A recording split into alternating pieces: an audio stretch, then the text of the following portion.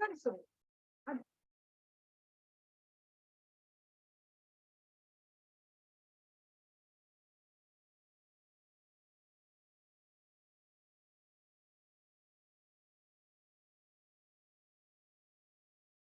okay. Yeah. Good morning, good afternoon, good evening, everyone. Welcome to today's HR Analytics Masterclass. My name is Joan Diabois, and I am a data associate at Analytics. It is so fabulous to have each and every one of you join us today. Please confirm that you can hear me. You can use a reaction or send a message to the chat box. Let me know that you can hear me loud and clear. Okay? Fantastic, Wadamilola. More responses, please. I get to know. Great. Ejiro says, can you hear me? Toby. All right. Okay. So like I said, today we are delving into how to optimize talent recruitment and retention through analytics as a HR analyst. Okay. So today's session is going to be centered around how you can employ analytics, yeah, in order to optimize the recruitment process and also to retain talent in the organization, all right? So I'm going to share my screen shortly. Give me a minute.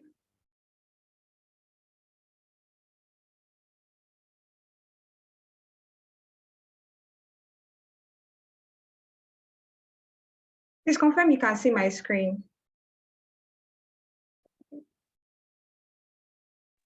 Oh, yes, we can.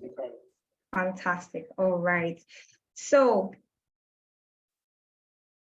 before we start, yeah, I'm going to introduce 10 Analytics, what we do, what we represent, who we are, okay? So 10 Analytics is an educational technological firm, and we are in the business of helping Africans, Black people, the Black community in general, in order to attain tech skills, okay, and bridge the gap in the tech space. You know, most Africans want to live whatever region that they are in, into a different or a better place, or more like in search of greener pastures, all right? And most times, most people are not aware of the fact that there are tech skills that you can go into, you can venture into, that would give you the life of your dreams, aside from doing healthcare jobs and then factory work jobs. So 10 Analytics is in the business of bridging that gap between the Black community and the tech space, okay? And our services, we offer services that cuts across different tech fields like the HR analytics, which we're here for,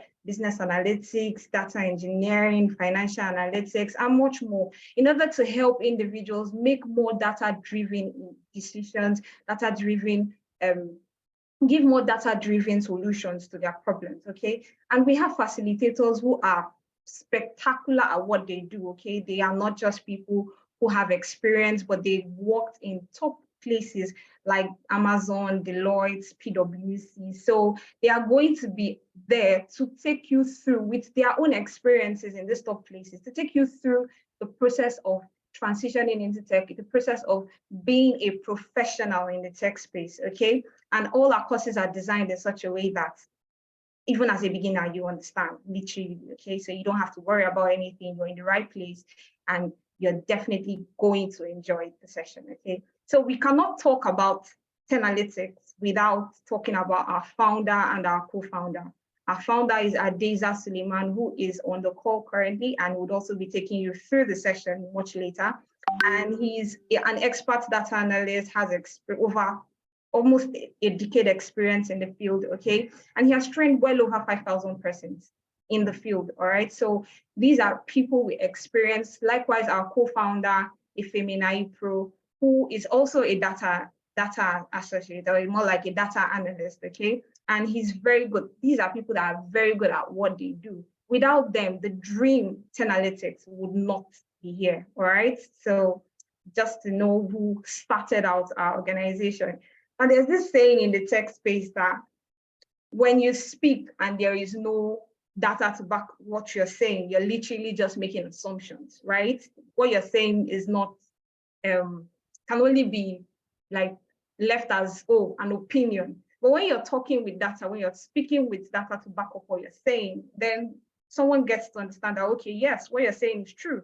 Okay, so we cannot say that we are doing so many things or we're trying to bridge the gap between the Black community and tech space without having any achievements, right? So I'll be taking you through what we've done so far in the past year.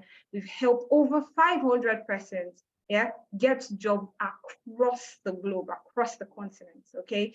Be it the UK, Canada, in Asia. Likewise, okay, we are good at what we do, and we've helped over 500 persons to land tech jobs, tech high-paying roles in and across borders, okay? So, like I mentioned earlier, we've helped Africans, not just Africans, okay, people across the globe to secure high-paying tech jobs. We've also, we also organized a hackathon, a data analytics hackathon, where 1 million naira was shared across the winners of that hackathon. Okay, we believe so much in the tech space. We believe so much in helping people to transition, to get the job that they desire, to live the life that they want, all right? And in order to foster that, we also helped participants who participated in the hackathon to win 1 million naira, okay? And then likewise, we've had participants here, like I mentioned earlier, we had participants we've helped to gain jobs, and our participants have worked across the globe and in high-paying companies like the FCMB, P&G, KPMG, NHIS.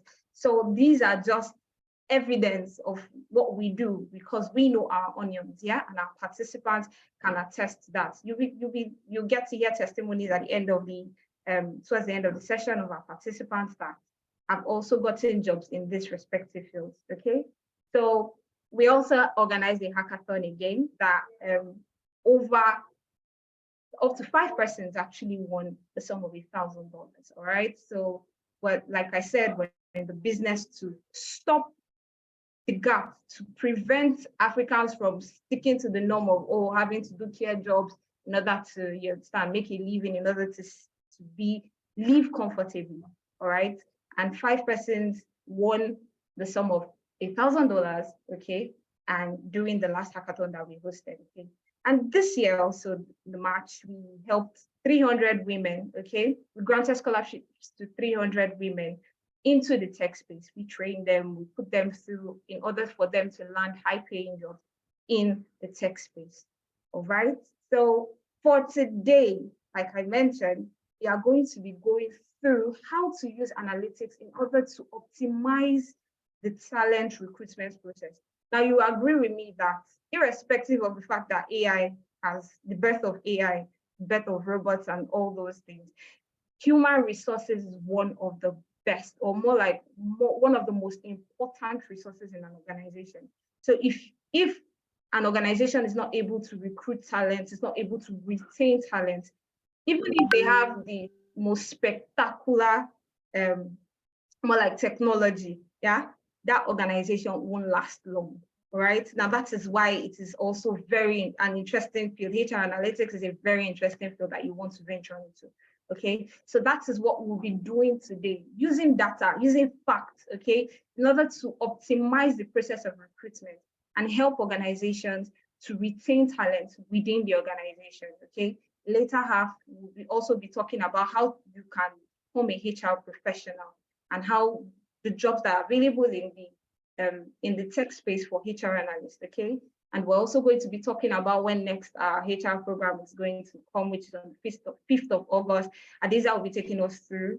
And lastly, the growth internship program that we offer. Okay, so do sit back, relax, and it's going to be an amazing session.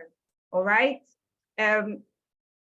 Okay. So if we're excited, if we're ready, I'll be calling Adeza to take over. Just send in your favorite emoji in the chat box. Let me know we're ready, we are excited to take over, to listen and enjoy today's session. Okay, Adeza, welcome, over to you. Thank you very much, Joan, for that fantastic introduction. Good afternoon, good morning, depending on where you are. Super excited to be on the call today. But just before we start, Joan has done a brilliant job introducing and starting off the session. So I just want to find out, If you were in our masterclass that held yesterday, we had a masterclass at 11 p.m. To around 2 a.m. Thereabout. So if you're in the masterclass yesterday at 11, just type in yes into the chat. If you attended our masterclass yesterday, Great Kings was there. Fantastic. Good to have you again here, Great Kings. Anybody else that was on the session as well? I'd love to know before we get started. If you joined us yesterday at 11 p.m., just type in yes into the chat. Okay, so I guess it's just Great Kings. So it means we have new people in our session today. So good to have you on the call. Today we'll have an amazing session. And like Joan mentioned earlier, the reason why we have sessions like this, especially with people around different organizations, cutting across different countries across the world, is to give that level of exposure and awareness to those who would otherwise go for lesser jobs, like Joan also mentioned, jobs that ordinarily you would not take, but simply because you don't understand and you don't know that there are so many other opportunities out there, you tend to go for those roles. So what I'll be doing today, apart from working on a practical exercise, I would also be showing you how we can, develop a talent recruitment strategy, very straightforward, using data that we have. Okay, so Oluwatoyin was also there yesterday, Oladejo and Chijoke. So good to have you again in today's session. I'm super excited to be here with you as well. So we are diving into the world of HR. And of course, for anybody who understands the importance of people, you'd also understand why HR analytics is super high in demand across different organizations. So first of all, if you are asked the three key elements that makes up a company or makes up a business, you have three key elements: the people, the processes, and the technology. Okay, people, process, and technology. So people, without the people, there is nobody to drive the process, nobody to implement the technologies, and so on. So people form a critical part of any business. Now, understanding how to leverage the power of data and different analytic tools to extract insights, to take decisions within the company, would put HR on a strategic point in the company where, rather than being a cost center, people look at HR as a cost center. They start to look at HR as a strategic partner in the business, giving strategic insights, and would come up with a presentation. In today's session, everybody on the call would all work together as HR analytics professional. We have a presentation to the director to let them know the key areas they need to focus on with regards to our talent strategy, recruitment, how to optimize and retain our employees. And I'll walk you through the whole process. And I'll move as fast as I can so that while I explain every single thing I'll be doing, I would also want you to follow me. If for those of you that would want to watch what I'm doing, you want to implement and also carry out the same things I'll be doing, feel free to do that. However, there's a tendency that if you want to follow me step by step, you'd miss a step and you'd have to ask questions. You miss out on the other key things I'll be talking about. So my idea for you to get the best out of this session is watch what I'll be showing you. And at the end of the session, for those that stay till the end, you get the recording, and at your own convenience, you can then implement all the things I'll be showing you. All right. So I'll just jump into my slide and then we'll kick off our session for today. So like I mentioned, we'll be diving into developing strategy for HR with regards to employee, for talent recruitment and retention. Now, there's a popular saying by Nadim Khan, which says, HR will not be replaced by data analytics. However, any HR professional who do not use data and analytics will be replaced by those who do. Okay, so the world of work is changing and changing rapidly. And while we use a particular analytic tool today, which is Power BI, Microsoft Power BI, would also employ the service of ChatGPT, okay, an AI tool that would also give us recommendations and give us insights, some level of insight on what to do. Because we're working from the perspective that we really don't have much idea about this space.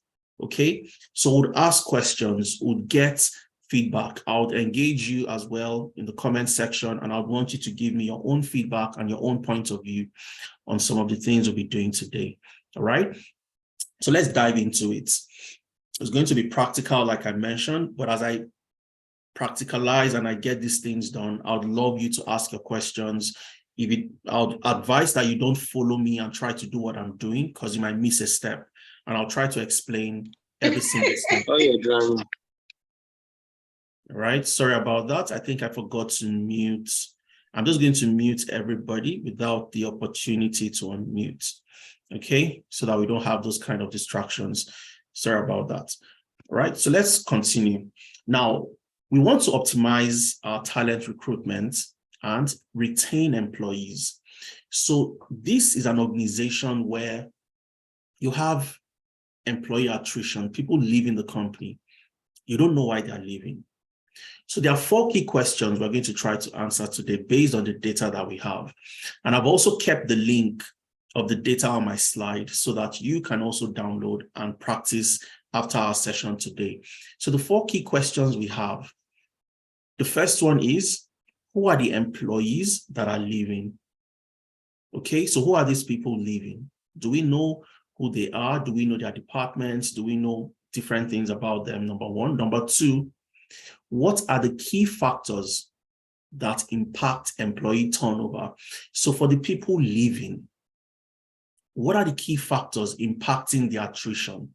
Okay, so it's called employee attrition, people leaving the company at a very high rate. So we want to find out the key factors leading to employee leaving so that we can nip it in the bud. And that would become part of our strategy, we'll give that to management to help to reduce employee attrition. Question number 3 is, what is the optimal recruitment channel? Okay, what is the optimal recruitment channel? You don't have to be HR to be here, Benjamin. It's a learning experience for everybody. Okay, I'm not a HR professional, I'm a data analyst, but I'll show you for somebody who wants to know how to analyze people-related data, then it's a very fantastic place to start. Okay, so the session today, you don't have to be anything. You don't have to have any experience. You don't have to have any knowledge or be any sort of professional. It's for everybody. So just sit back, relax, and learn.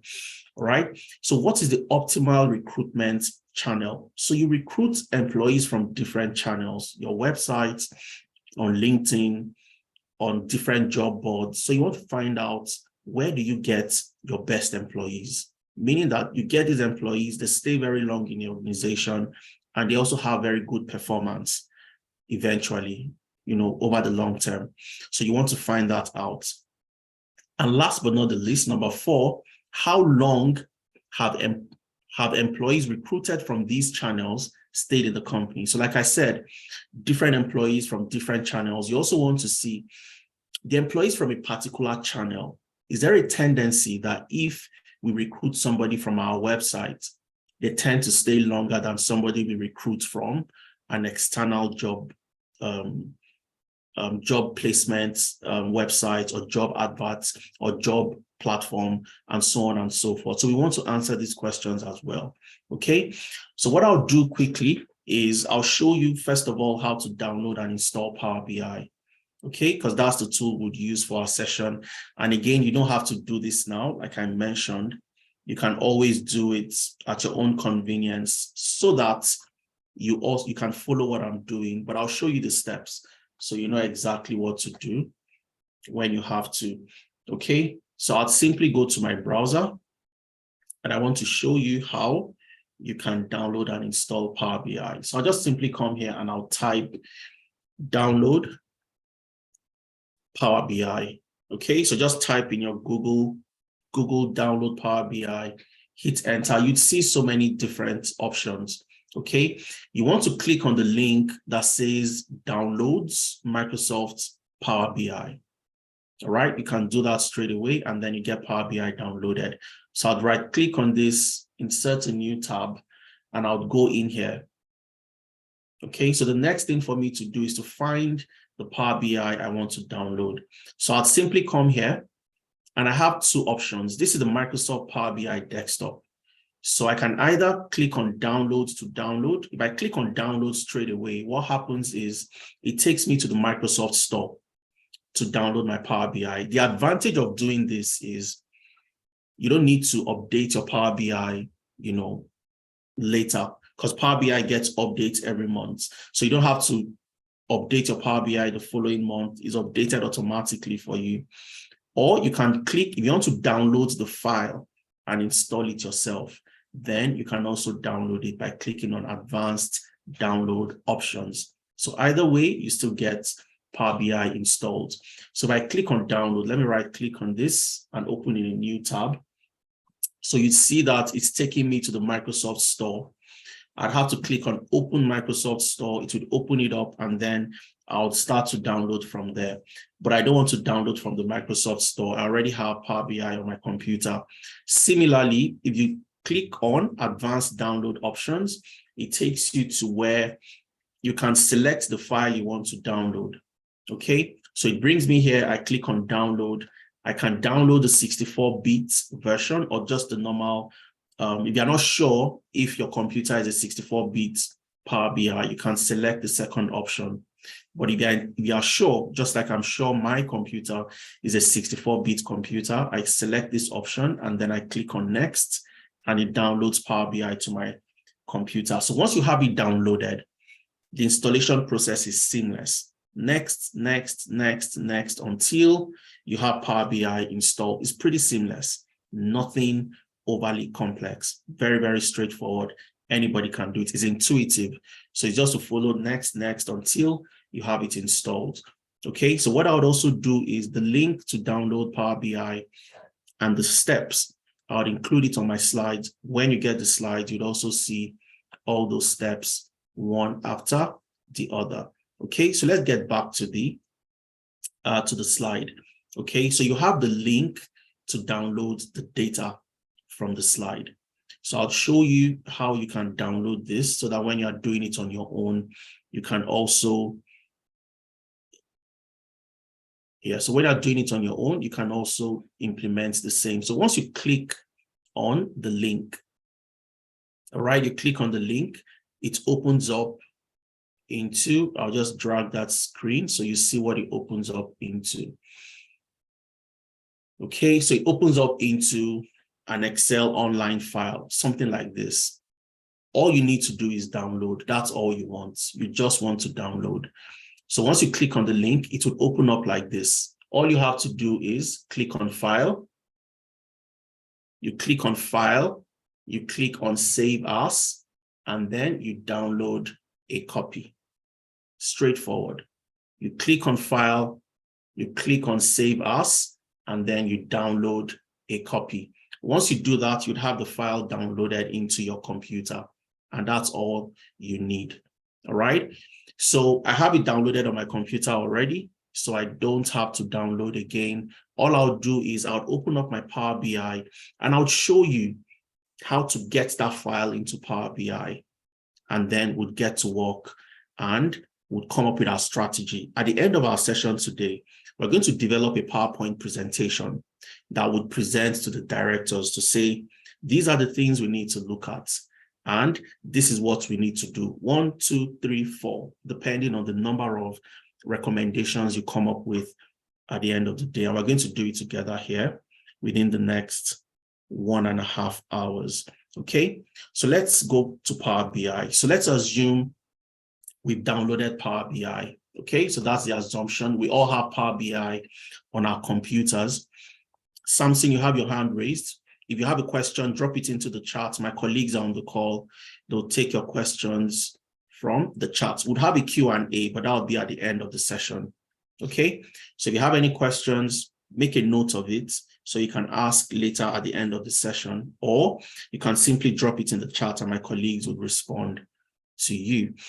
Now, I need to launch my Power BI. So all I need to do is, for those of you that have installed Power BI newly, so let's assume at the end of the session, you've gone on Google, download Power BI, just go to your search, click on search, and then type in Power BI. It should pop up. Okay, type in Power BI, it should pop up. You'd see Power BI desktop, click on Power BI desktop. And once you click on it, it will start to launch Power BI. Okay, so once it comes up, so first of all, you'd see something like this loading, and then Power BI would load. So I'm just going to drag this to the screen so you can see exactly what I'm seeing.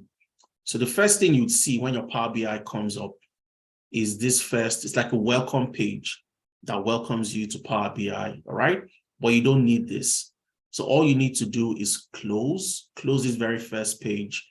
And when you close it, you'd see the main Power BI application, your Power BI desktop. And this is where we're going to build. All the things I'll be showing you, I'm going to show you on Power BI, all right? Now, you don't have to have used Power BI before, like I mentioned. Can it be done on phone? No, it can't be done on your mobile like data, or you have to do it on your computer.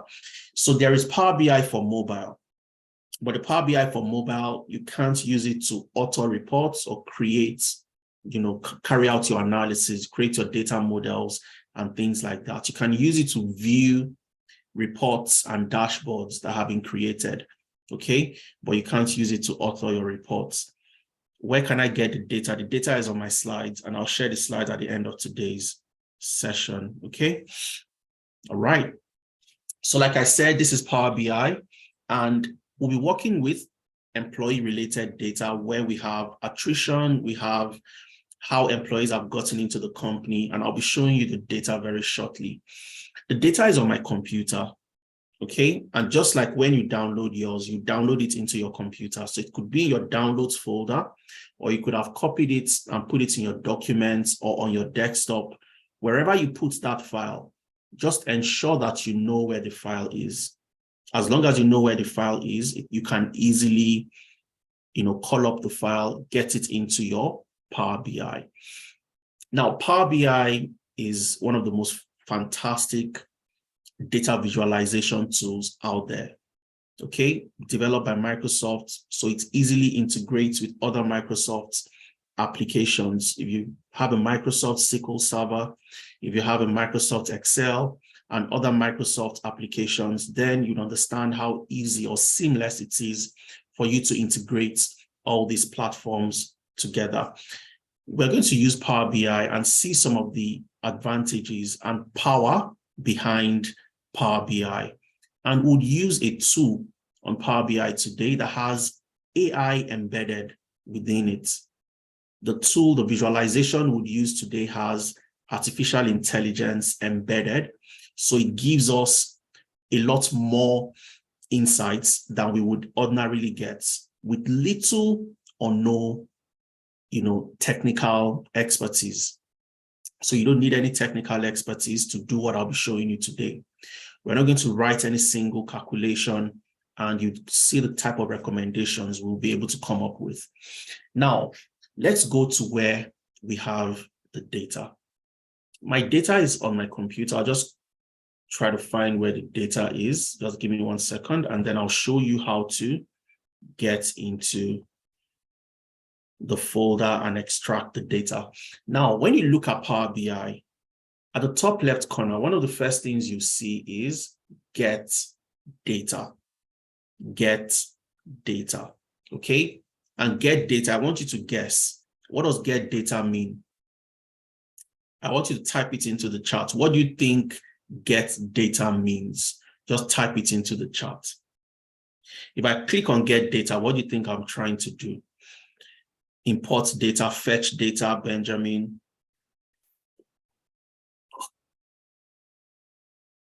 Fetch data, retrieve data, import, absolutely. Absolutely, you're all correct. We want to get data into Power BI. That's what it means. Get data, get data. Okay, so it's pretty intuitive. All right. So my data is somewhere, is in a folder on my computer. So I'll just go in there and I want to get that data into Power BI, or import the data like some of you said, or fetch the data like some of you said as well. So I'll go to get data. Once I click on the drop down under get data, you see the common data sources. These are the sources where you can easily get your data from. You'd see the Excel workbook, the SQL Server, text/CSV, and so on and so forth. But now, before I select any source, it's important for you to know, number one, where your data is. Number two, what type of data are you bringing into Power BI? Okay, so if it's an Excel file, it means I'll need to select Excel workbook as my data source. If it's a CSV file, it means I need to select text/CSV. If my data is on the web, on a website, it means I need to select web. So your common data sources simply shows you where you'll be getting your data from in a nutshell. Now, my data, I'll just show you what it looks like. Okay, if I drag this to the screen, that's what my data looks like. Okay, it's called talent data. And at the right-hand side under type, that's where you see the type of data you have. Okay, and this is just a folder in my computer. All right, now the type says Microsoft Excel, comma, separated values file, comma, separated values file. A comma separated values file is a CSV file. So CSV simply means comma separated values. Okay, so I know that my file, which the name is talent data, is a comma separated values file. So when I go back to my Power BI and I'm trying to bring this file, trying to bring this data into my Power BI, I know clearly that my file type is a CSV file, and I know the right data source to select. So if I go back to my Power BI, I've seen my folder, I've seen where my file is on my desktop in a folder called HR Analytics Masterclass.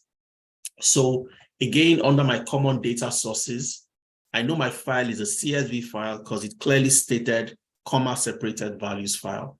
Okay, so I'll click on text/CSV. Okay, text/CSV. And then it gives me this Windows Explorer or File Explorer, as you will. I'll click on desktop because my document, my file is on my desktop. I'll go to Analytics. All right. And then I'll look for Masterclass. I'll click on Masterclass 2023 HR, and then I'll find my data in there. So wherever you have your data, you'd have to navigate, open up the folders until you find the file that you want. This is the file that I want, talent data. I click on it and then I click on open. Okay, so what I've just done, my first step is to connect my Power BI to that data source so I can get it into Power BI. All right. And of course, you'd see the preview of what the data looks like. Okay. We have the age, we have attrition, yes or no. So attrition, yes or no, simply means have the employees left or not? If they have left, you'd see yes. If they haven't, you'd see no. All right. You have business travel, daily rates, department, distance from home, education. That's their education level. 1 means they have just 1 degree, 2 means they have 2, and so on and so forth. Education field, you have employee count, employee number, environment satisfaction, gender, male or female, hourly rates, job involvement, job level, job role, job satisfaction, marital status, monthly income, monthly rates, number of companies worked. Okay, so how many companies have they worked in? Some have worked in 8 companies, some have worked in 1. Over 18, are they over 18? Yes or no? You also have that. Y for yes, N for no. Over time, yes or no? This particular employee, do they work overtime? Yes. The other one works overtime? No. So you have a feature in your data set that shows you if employee works overtime or not. You have the percent salary hike. Okay, by how much have they increased salary? Performance rating, which is very important for us. Performance rating, because this is the performance of the employee. 1 is the lowest, 5 is the highest. So an employee that has a performance rating of 1 means they're not doing too well. A performance rating of 5 means excellent. Relationship satisfaction, that's relationship with their direct managers. Standard hours, stock option for employees that have stock options and so on. Total working years, training times last year, work-life balance, years at company, recruitment channel. So you can see LinkedIn, job fairs, website internal, website external. So these are all the columns, all the features that you have in your data set, and would use these features to help answer the questions we have. Remember, we're trying to find why employees are leaving. Who are the employees leaving? Where are they leaving? What are the key factors that impact the employees leaving? What's the optimal recruitment channel? So between LinkedIn, job fairs, website internal, website external, which one is optimal? In the sense that which job channel or recruitment channel would give us employees that would stay the longest in the company, employees that would perform the best in the company. So we will also want to check that. Now, when working with Power BI and you've connected to the file you want to bring in, the other thing you need to do, you have 3 options at the down right corner.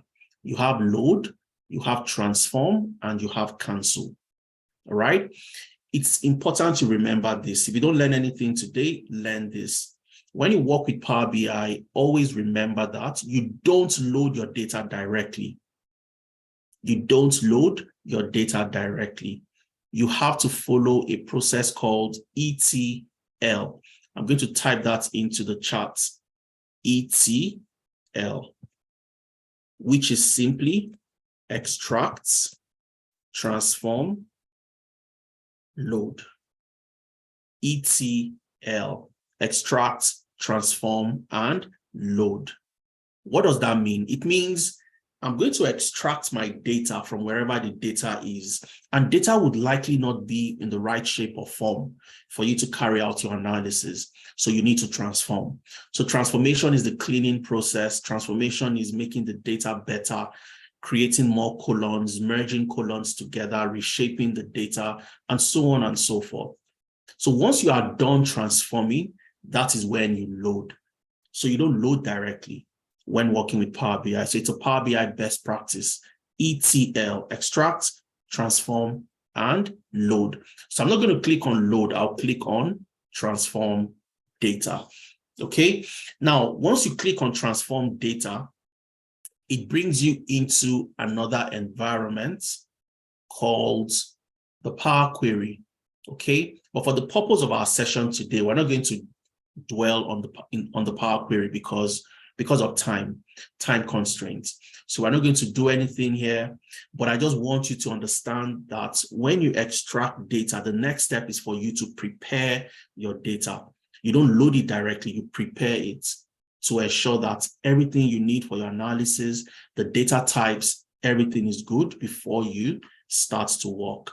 Okay, because of time, we're not going to do anything using the Power Query today.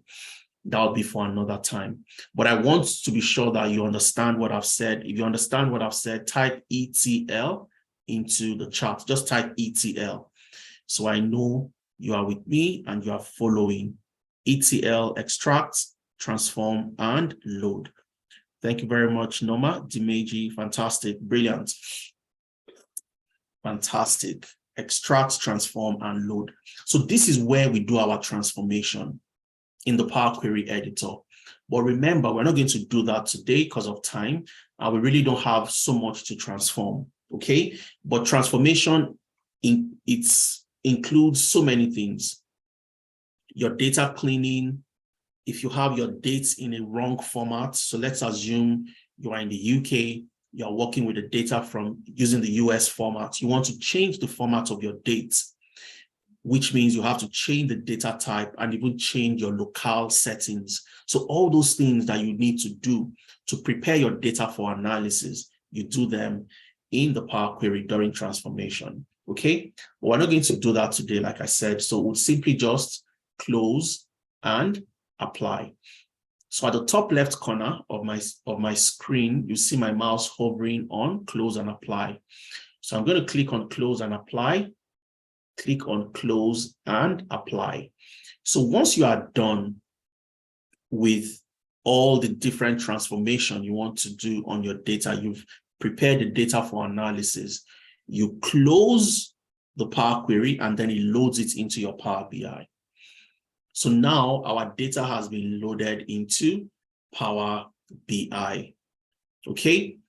Remember when I started, I said we'd leverage a tool called ChatGPT. If you've heard of ChatGPT before, just type in yes into the chat. If you've heard of ChatGPT, type yes into the chat. And I want to see as many responses as possible. Fantastic.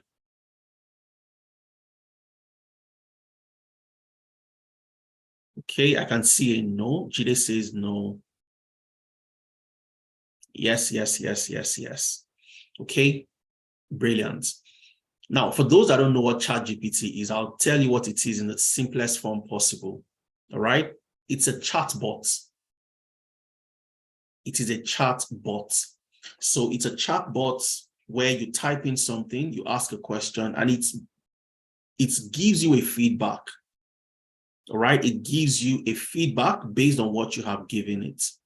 And because it is trained with so much data, it gives you feedback that makes a lot of sense. Okay, so it's generative AI. You can take ChatGPT as your assistant. You ask ChatGPT a question based on a particular topic or any topic at all. It will give you a feedback, based on what you have given it. So it's a chatbot, your technical assistant. You can put it that way, that would respond and give you answers to questions that you give it to answer. Okay, so we'll leverage ChatGPT today to solve some of the questions that we have. And you'd see exactly how ChatGPT works and how important it is to anybody in analytics, okay? To anybody in analytics. So now I brought in my data and I have so many columns. How do I know my data is loaded? At the top right corner, you'd see where I have my talent data. And if I click on the drop down, it opens up all the columns. So you see all the columns. I have my age, attrition, business travel, daily rates, department, distance from home, education field, and so many other features that I have within the data for my analysis. The first few questions we want to start with are the first two questions. Why are people leaving? And who are the people leaving? Why do we have high attrition in the company? Okay, but we don't know the factors that impact attrition, so we don't know where to start from. Now, if you were doing this in Python, there are other techniques you deploy. You'd create a correlation matrix. You carry out activities called feature engineering for you to identify the features that are the most important features in your data sets to help you come up with the analysis you're trying to come up with. Okay. However, we are not using Python, we are in Power BI, and we want to still use an AI embedded visual in Power BI to answer this question for us. And we want to narrow all the features we need to look at because we have a couple. So I don't want to look at everything. I want to narrow what I would look at. Okay. So what I can do easily is to go on ChatGPT. And let's see if ChatGPT can help us. Now, I'll share my screen and then I'll show you, for those who haven't used ChatGPT before, how you can start using and what you need to do to create an account. So all you need to do is open a browser and type ChatGPT or OpenAI. But if you type ChatGPT, hit enter, it takes you into, you see the OpenAI website or OpenAI link. You can click on that and it takes you into how to start using ChatGPT. So if I click on this link, for example, I just right click on this, introducing ChatGPT, opening a new tab, and I go there, you'd see try ChatGPT. So if you've never created an account before, you've never used it, you can just simply click on this and then it opens up how you need to log in, you need to sign up and all of that. You enter a few details, enter your email, your password, and then you sign up and you can start using ChatGPT. So I'll just click on try. And of course, I have an account already, so I don't need to set up another account. And once I click on try ChatGPT, it brings me here. Okay, so like I mentioned, ChatGPT is a chat bot embedded with AI. So I'll start by saying hello. I'll just type in hello, that's all. And of course, it would ask me, hello, how can I assist you today? So I want to be a little bit polite and also give ChatGPT the context in which it will be working today for me and answering my questions. So I would say, I want you to assist me with some HR analytics problems. I think I have a typo there. I'll just type in that. I want you to assist me. And of course, it would say, of course, I'll do my best to assist you with your HR analytic problems. Please go ahead and provide me with the specific details or questions you have, and I'll provide you with the information and guidance that you need. So ChatGPT is ready to work for us. Okay, so I just need to move this screen to a different screen. So just please pardon me while I switch my screen very quickly, so you can see what I'm doing a lot better. Okay. So ChatGPT is saying, of course, I'll help you. Just tell me what you need. Now, what I want is, I have so many columns in my data set. I have age, I have attrition, I have business travel, I have performance rating, distance from home, so many things, and I'm not sure how to start. Okay. I'm not sure how to start. So I'll open up that data and copy my headers. I want to make life easy for myself. Start on a good note with a good direction as well. So I'll open up the data set that I have. Okay, I'll open it and you see what it looks like when I open it on Excel. So I'll go to the data, double click on it, and then it opens up as an Excel. And I'll just drag that to the screen so you can see exactly what I'm seeing as well.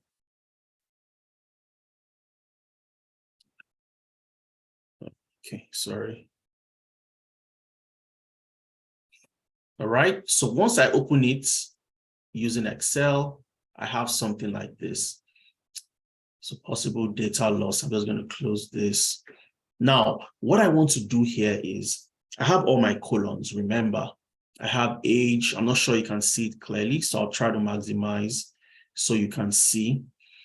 I have age, I have attrition, I have business travel, I have daily rates, departments, and so many other things. So I want ChatGPT to do the work for me.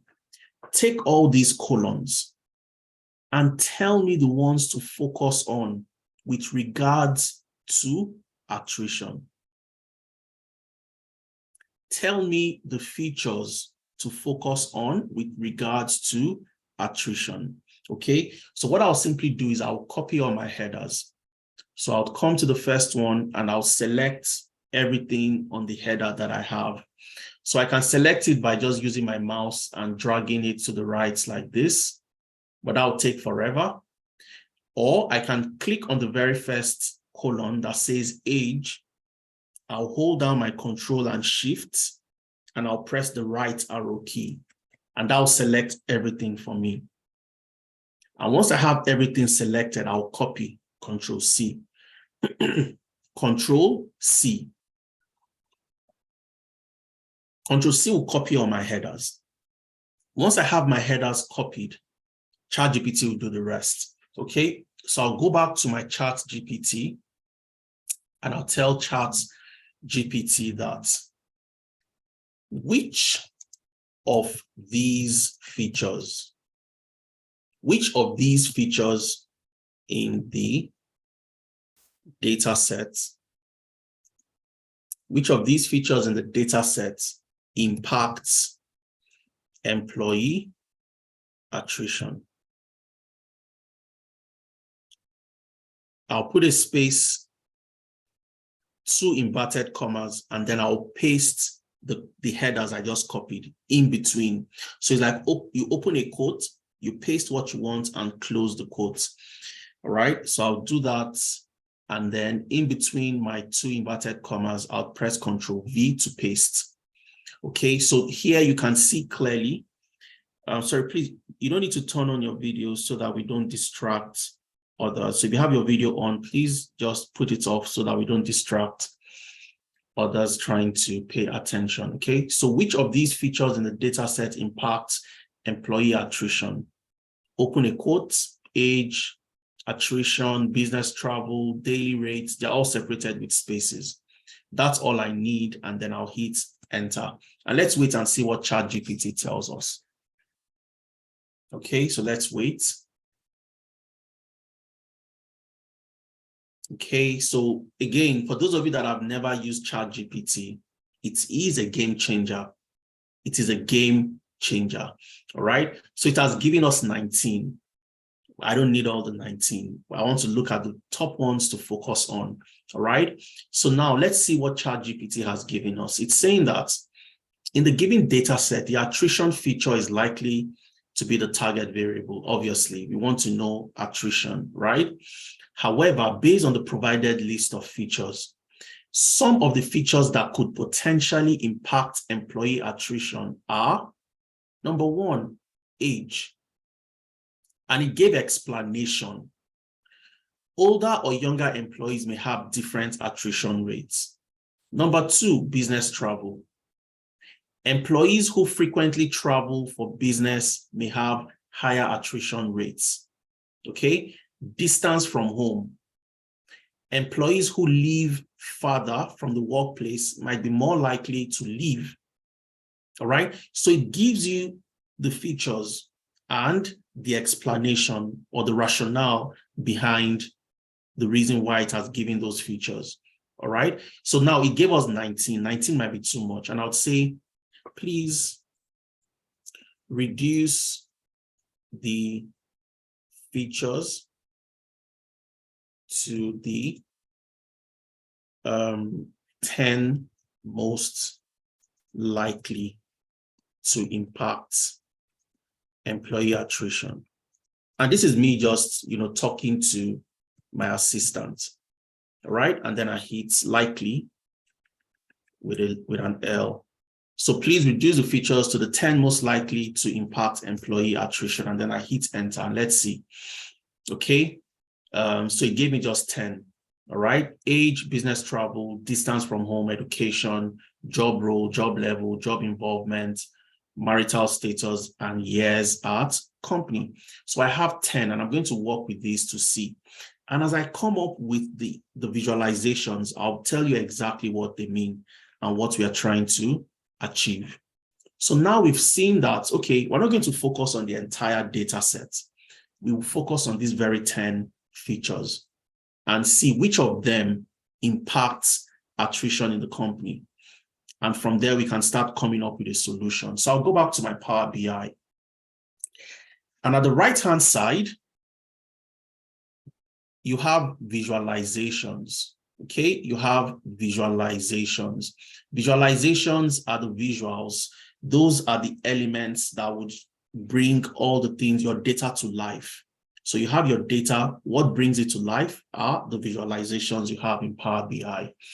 The visualization I want to use, or the visual I want to use, is key influencers. The key influencers visual. All right, I'm going to type that into the chat. Key influencers, the key influencers visual. Okay, that's what I want to use, key influencers. So I'll go to my Power BI, you'd see the key influencers, I'll click on it. And when you click on any visual, it would appear blank on the screen. So this appears blank. This is the key influencers visual. I would extend it so it's larger, and you can see it's bolder on my screen. All right. So this is the key influencers visual. It is empty. I need to populate it with my data for it to show me something. So it's also telling me at the top left corner, if you look closely, select or drag fields to populate this visual. Okay. Remember, what we want to analyze now is attrition. Who are the people leaving? And what are the factors leading to them leaving? Okay. So who are the people leaving? I get that from attrition. Remember, the attrition column tells us yes or no. Yes means they have left. No means they are still in the company. Under this visual that I've just, selected, the key influencers, you'd see analyze, you'd see explain by. So what we want to analyze is attrition, people that have left the company. So I'll simply click and drag attrition and drop it under analyze. Okay, so I'll drag attrition and drop it under where? Analyze. And the moment I do that, you'll notice that the visual I selected, my key influencers, it changed to now contain questions. All right. So what influences attrition to be no? But I don't want to see what influences attrition to be no. I want to see what influences attrition to be yes. Meaning that for those that have left, which means their attrition would state yes, what influences them to be yes? So I'll change what influences attrition to be no. I'll click on the drop down and I'll select what? Yes. That's what I want to analyze. Analyze what influences attrition to be yes. So what influences people to leave the company? That's simply what we're trying to achieve. Now, under explain by, this is where you select the different variables. Okay, so are employees leaving because of their age? Are they leaving because of business travel? Are they leaving because of their departments, their daily rates, their distance from home? I could have selected all the features that I have. But remember that ChatGPT has told us you can focus on these 10. Focus on these 10. And it also gave us the reasons why. First of all, age. And at the top, if you go back to the top, it says older or younger employees may have different attrition rates. Business travel. Employees who frequently travel for business may have higher attrition rates. Okay, so we're not going to just select randomly. Let's follow what ChatGPT has told us to follow. All right, but also remember that there are other ways to achieve and know the type of feature or the specific feature to look at. Okay, there's something called feature engineering. We could have also done something called, created something called a correlation matrix that will show us how well the features correlate to attrition, if attrition is yes or no. All right, but we are following ChatGPT's lead. ChatGPT has told us what to do. So we're going to follow that. So first of all, we'll select age and see, does age impact attrition to be yes? So if you go back to your Power BI, the first thing I'll select under my explain by is age. So I'll go to age I can either click on it and drag it down, or I can just click on the tick box to select. And if I click on the tick box to select, it would, under explain by, you'd see something appear. And it says sum of age, sum of age. So what this has done is, because age, the age colon contains numbers. Somebody is 35, and that person is 25. So it summed up the different employees' ages, but I don't want that. I want the average age. Sum does not make sense. I can't say BC's age plus Nike's age, or Michael's age plus Peter's age. It makes no sense, but I can find the average age within the organization and see if the average age is this. Does it impact attrition? If it is that, does it impact? So I'll change it from sum of age to average. And how do I do that? Very simple. I go to where I have my drop down. I click on the drop down. So under sum of age, you see the drop down, click on that, and then it's on sum. I'll just click on what? Average. And once I click on average, you can see this chart, and I would explain what the chart means. All right? I would explain what the chart means, but again, it is intuitive. What does this mean? Let's read it. Let's read it and try to digest and understand. The question we are asking at the top is, what influences attrition to be yes? Okay. And when we added age, it gave us this visual. And what does this mean? It means that when the average age is 21 or less, meaning that for employees that are the age of 21 or less than 21, the likelihood of attrition being yes increases by 3.57 times.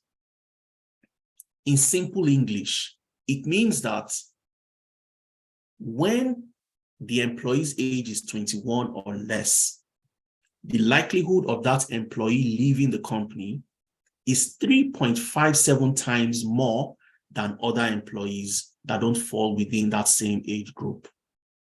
So it simply means that the people leaving your company are your young employees, 21 and less. On the right-hand side, you can see that clearly, that 21 or less represents over 50%, about 53% of the employees leaving the company. And that's a problem for any business. So it means you don't have a talent pipeline. Young people are coming in and then they are leaving. All right. So clearly, that is a key factor to employees leaving the business. But that's just one out of so many that ChatGPT recommended to us. So let's go back and check. ChatGPT also told us to check business travel, because employees that travel a lot, there's a likelihood that they would leave, faster than those that don't travel as much, or vice versa. We are not entirely sure. So we can check as well. So I'll go to my business travel and then I'll click on the tick box to select. And when I do that, you'd see that my visual also changes a bit. All right. So here you can see business travel also appears. And I'll click on the bubble for business travel. All right. And it says that's when business travel is traveled frequently. All right. When business travel is traveled frequently, which means for employees that travel frequently, they are likely to leave the company 1.7 times faster than other employees. So when you have employees that are always on the road, there's a likelihood that they lose out on family activities and so on and so forth. So, I want to work for a company where I don't have to travel all the time. I have time for my family. I have time for myself. So this also impacts attrition. All right. I'll go back to ChatGPT and check what else. Distance from home. So because of time, I'm not going to select everything. I'll select distance from home. I'll select job role and job involvement. Okay, and I'll explain that to you. And then I'm sure you can add more features when you're practicing on your own. So let's select distance from home, job involvement, and job level. All right, so I'll go back. I'll go back to my visual. Okay, Aditayo, you're typing something on my screen. Please don't do that. Okay, so I'll go back to my visual. I'll go back to select job involvement. So you can see job involvement over here. I can drag job involvement and drop it under explain by, or just click on job involvement and then it comes up again as a sum. But I don't want the sum, I want the average. I want what? Average. So I'll click on the drop down and change it from sum to average. But again, you can't find anything job involvement is also impacts attrition, and you can see that here. Let's click on the bubble and let's see what it looks like. Okay, so job involvement is simply telling us that when the average of job involvement is 1 or less, the likelihood of that employee leaving increases by what? 2.2 times compared to other employees with higher job involvement. So for employees that are not engaged, they're not involved in the different job roles they are assigned, they are 2.2 times more likely going to leave. So it means when 4 people leave, when 4 people leave, more than about 3 of them would be the reason because the average job involvement is 1 or less. That's putting it very simply, which is also a major problem. Okay, so we can see that job involvement also plays a key role. Now, for those that are leaving, what's their job role? Are they the engineering guys? Are they sales, or do they belong in a different department? So I'd also check the job role and I'll click on the tick box to see if the job role also impacts attrition. And the moment I do that, I can see clearly job role comes to number 2 after age. So age still remains number 1, meaning that when average age is 21 or less, employees would leave a lot faster than any other employee. When the job role is sales representative, the likelihood of that employee leaving is 2.7 times more than any other employee. So that department, there is something going on, or that particular job role. Why are the sales representative leaving? All right. And the last one I'll select to wrap up this particular section would be distance from home. Okay. So I'll select distance from home and let's see. Distance from home. It's also appearing as a sum, but I'll change it to average. Let's click on average to see. Okay, so distance from home, yes, it does impact, but you can see it's at the lowest. It's the least factor that impacts attrition. So it means that when the average distance from home is more than 11 kilometers, meaning that the employee lives very far away from the company, what happens? The likelihood of that employee leaving is 1.5 times more than other employees that would leave the company.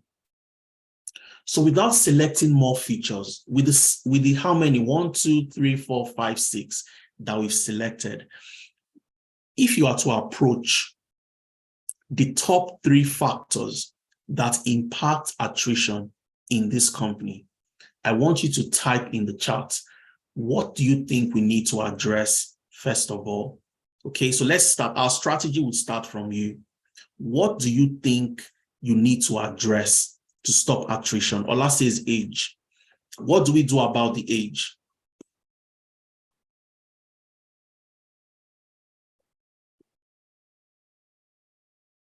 Vishal also says age. Age plays a critical role, and the people leaving are the young employees. That's a big problem for any company. So we've seen this. Now we need to deploy strategies, but I want you to tell me, what strategies do you think we need to deploy to keep our younger people in the company so they don't leave? Young people are very restless. They can job hop from one job to the other job. How do we retain them in the company? Just type that into the chat. Compensation, hire 21 and above. Well, that's a good strategy, Vishal. Hire people that are 21 and above. But again, what you get with young people, you get innovation and you get that can-do attitude. A young person will take a lot more risk than the older counterparts. Okay, increment of salary, attractive pay. Okay, so fantastic. Hybrid. I love that, Johnny. Hybrid nature of work. So perhaps some of them would want to work from home. We can offer better employment package, train young people, train the young staff, and keep them up to date on industry happenings. Thank you for that, Rachel. Now, again, I know we're all brilliant, fantastic professionals, but how do we make our work easy? ChatGPT can also help us do that. So I've seen the brilliant ideas you've come up with. Vishal says, oh, let's hire people that are 21 and above. All right. In some regions, that's clearly seen as, discrimination against young people. Okay. But again, you can't really blame a company for having a particular targeted strategy to retaining their employees. All right. So we can also ask ChatGPT for recommendation. What do you think? So let's go back to ChatGPT and ask, what do you think? Okay. So I'm going to ask ChatGPT that, can you recommend strategies on how to reduce the impact of attrition based on the features or based on the features you have listed? All right. So ChatGPT has given me some features and I'm asking ChatGPT back, can you recommend strategies on how to reduce the impact of attrition based on the features you have listed? So let's ask ChatGPT and see what it has to say. All right. So of course, ChatGPT is always positive, always. It will tell you that, oh, no, I can't help you. It's always ready to help. So it's saying, certainly, here are some strategies to consider for reducing the impact of attrition based on the features mentioned. For age, implement age-diverse workforce initiatives to create a balanced and inclusive environment that values employees of all age groups. All right? Provide opportunities for continuous learning and development to keep employees engaged and motivated, regardless of their age. And distance from home, consider offering relocation assistance, incentives, and so on. Foster a sense of community and work-life balance by organizing social activities. And you can see for the job role, it's saying that conduct regular job role assessments to ensure that employee skills and interests align with their assigned roles. So ChatGPT is also giving you insights into what you can do. And that's where your solution starts from, because this can spark ideas you never had before. So you've done the analysis and you've seen clearly that the people that are leaving are my young people. Number one, 21 or less.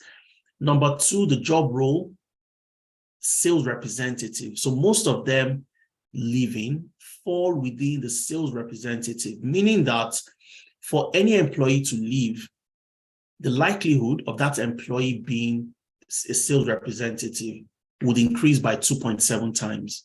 All right. Again, job involvement, when job involvement is low. So let's see what ChatGPT said about job involvement.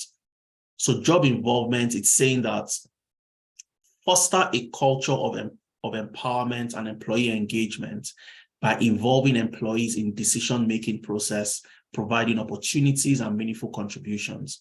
Recognize and reward employees for their achievements and efforts to increase job involvement and satisfaction. Now, all of these things you see, I'm going to put it on a slide. and would create a very quick presentation, and you'd see how we can get what we have on our Power BI, put it on a PowerPoint presentation. And when we are presenting to our directors and our line managers, our MDs, we'll be talking to them from a point of what? Data analytics. So we are not telling them things we feel based on how we feel or our years of experience, which of course is valuable. We'll be talking to them based on what? Facts and what the data says. So just before I start creating my slide, I also want to check for performance rating, because remember, we also want to see where our employees are coming from. Okay, so the employees that are performing the best, where did we recruit them from?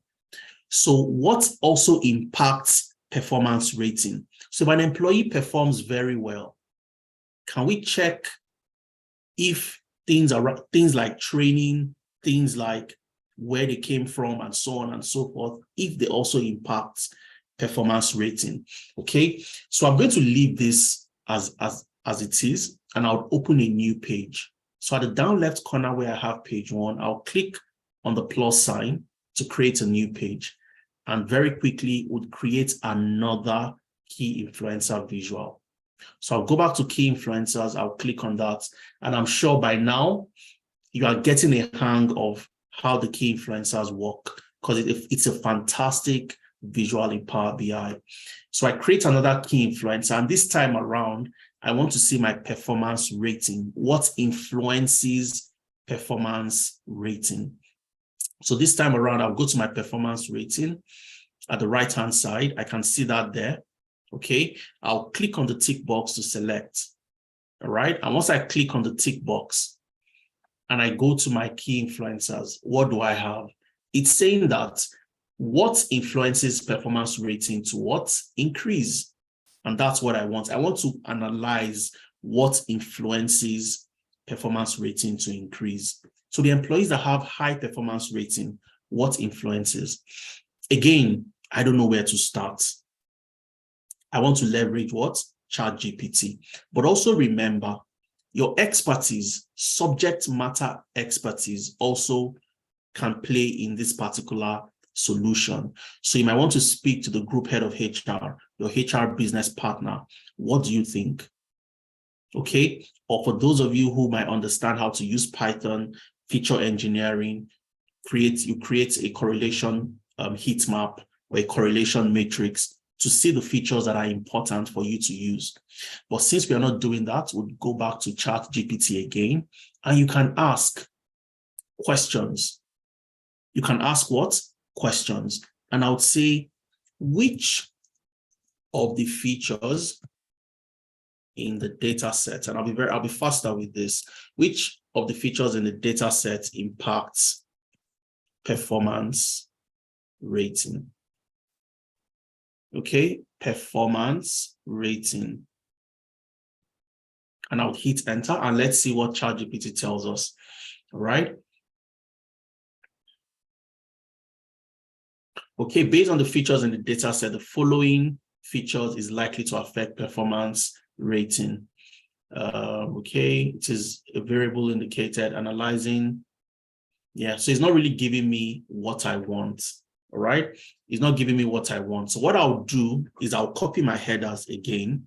So I'll just simply go back to the data, the very first one I copied. Remember the question we asked here, which features of the data set impacts employee attrition? I'll copy this, and then I'll just change it to what? Performance rating. So I'll come here, Control V to paste, but I'll say which of these features in the data set impacts performance rating. Okay. And then I'll hit enter. So let's see what it gives us. If it gives us something reasonable this time around. Okay, it's not really giving us anything here. Okay, so employees at different job levels. So it's telling us that the job levels often have different responsibilities and expectations and performance evaluation criteria. Higher job levels typically entail greater responsibility, more complex tasks, and higher expectations in terms of performance and leadership skills. Consequently, performance rating may be influenced by an employee's job level as it reflects their level of experience, competence, and ability. Okay. It's also telling us that it is important to note that other factors not listed in the data set could also impact performance rating. So I can also, go a little bit further to say, I'm not happy with what you've given me. I want you to list the features from the data set that could impact performance rating. Okay. And if it doesn't give us something this time around, we'll see what we can do with what we have. Okay. So it's actually giving us. So if you probe a little bit further, you could just get something back. But again, we're not going to look at everything. Like I mentioned, we'll just look at a few. And of course, it gives us the list, giving explanations as well. So job level, it's saying that employees at different job levels, job role, monthly income, total working years. So employees with more years of experience may be expected to perform at a higher level. So we have just some idea of what to do. All right. But I'll go back to my Power BI. And what I want to start with is I want to see if where the employees come from, if it has any role to play in employees remaining in the company, okay, or impacting their performance. So I'll go to where I have my recruitment channel. Recruitment channel, that's where the employees come from. Did we employ them from LinkedIn? Did we employ them from the company's website or external websites? And I would click on the tick box. Okay. And when I click on that, I have another key influencers. Okay. And what does it say? It says that what influences performance rating to increase when recruitment channel is LinkedIn, the average performance rating increases by what? 1.5. So meaning that out of all the channels we have, LinkedIn, website internal, website external, job fairs, those that come from LinkedIn, the average rating of those that come from LinkedIn increases by 1.5. So meaning that out of all the channels, LinkedIn performs, at the best compared to other channels.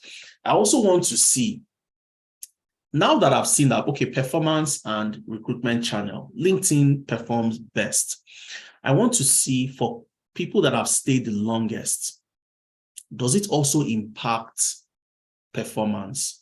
So if you are new, if you've stayed longer or shorter, does it impact your performance? Okay. So I'll go to years at company. All right. So this shows how long people have stayed, how many years they've stayed in the company. Does it impact their performance? All right. So I'll just click on the tick box. And of course, it would sum it up, but I don't want the sum. I want the what? I want the average. Okay. So I'll change it to average as usual. Click on the drop down and I'll click on what? Average.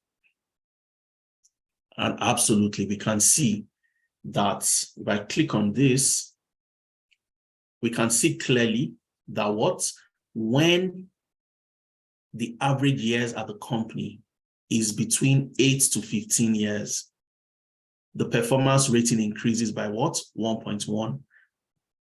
So for those that have stayed the longest, it increases. And you can see 5 or less. That's the first bar over here, right? When it's 5 to 8, it increases, performance increases. 8 to 15, it increases further. But then there's a problem here. When it is more than 15, it drops, which could be a concern for the company. And you also want to find out why that is the reason. Okay. The last thing we're going to do now is we'll also check if the training, for those that got trained the highest number of trainings, the highest training hours, does it also impact rating? We want to believe that it should. All right. So I'll look for the training times last year. So how many times they were trained, does that impact the employee's performance rating? So I'll click on the tick box. Again, it would sum it up because they are numbers, but I'll do what? I'll reduce it. So I'll come here, I'll reduce rather, I beg your pardon, I'll change it to average. So I'll click on the drop down, click on what? Average. So here we can see the top 3 factors based on what we've selected so far. When the recruitment channel is LinkedIn, performance rating increases. That's the highest factor of performance rating, the recruitment channel when it's LinkedIn. So the LinkedIn employees are those performing the best, all right? Also, for those that have stayed between 8 to 15 years, they have the highest level of performance. So performance is likely going to increase when the years at the company is between 8 to 15. But we also want to find out why it is, when it is more than 15, it starts to drop. We don't know why, but it's something we also want to find out. And lastly, when the average of the training time last year goes up by 1.29 or goes up to 1.29, meaning that for an employee who had 1.29 hours of training, the performance would also increase by 0.7 compared to other employees. So these are the 3 key factors. Now, I have not written a single calculation. I've not done anything. All I've done is leverage 2 AI embedded systems. Number 1, I used ChatGPT, which helped me, gave me a direction on what to do. And then I used Power BI Key Influencers Visual to do what? Come up with all these analysis. Now I need to make my presentation. And here I'll be very, very fast. So if I'm too fast, please pardon me. I just want to complete this as fast as I can. I want to create a presentation to my directors. All right.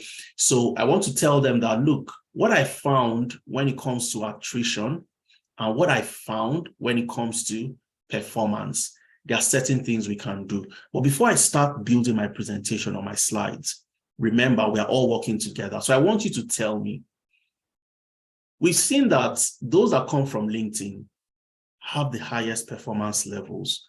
What do you think we should do? What do you think we should recommend to the management? Type it into the chat. What do we recommend to the management? Type it into the chat.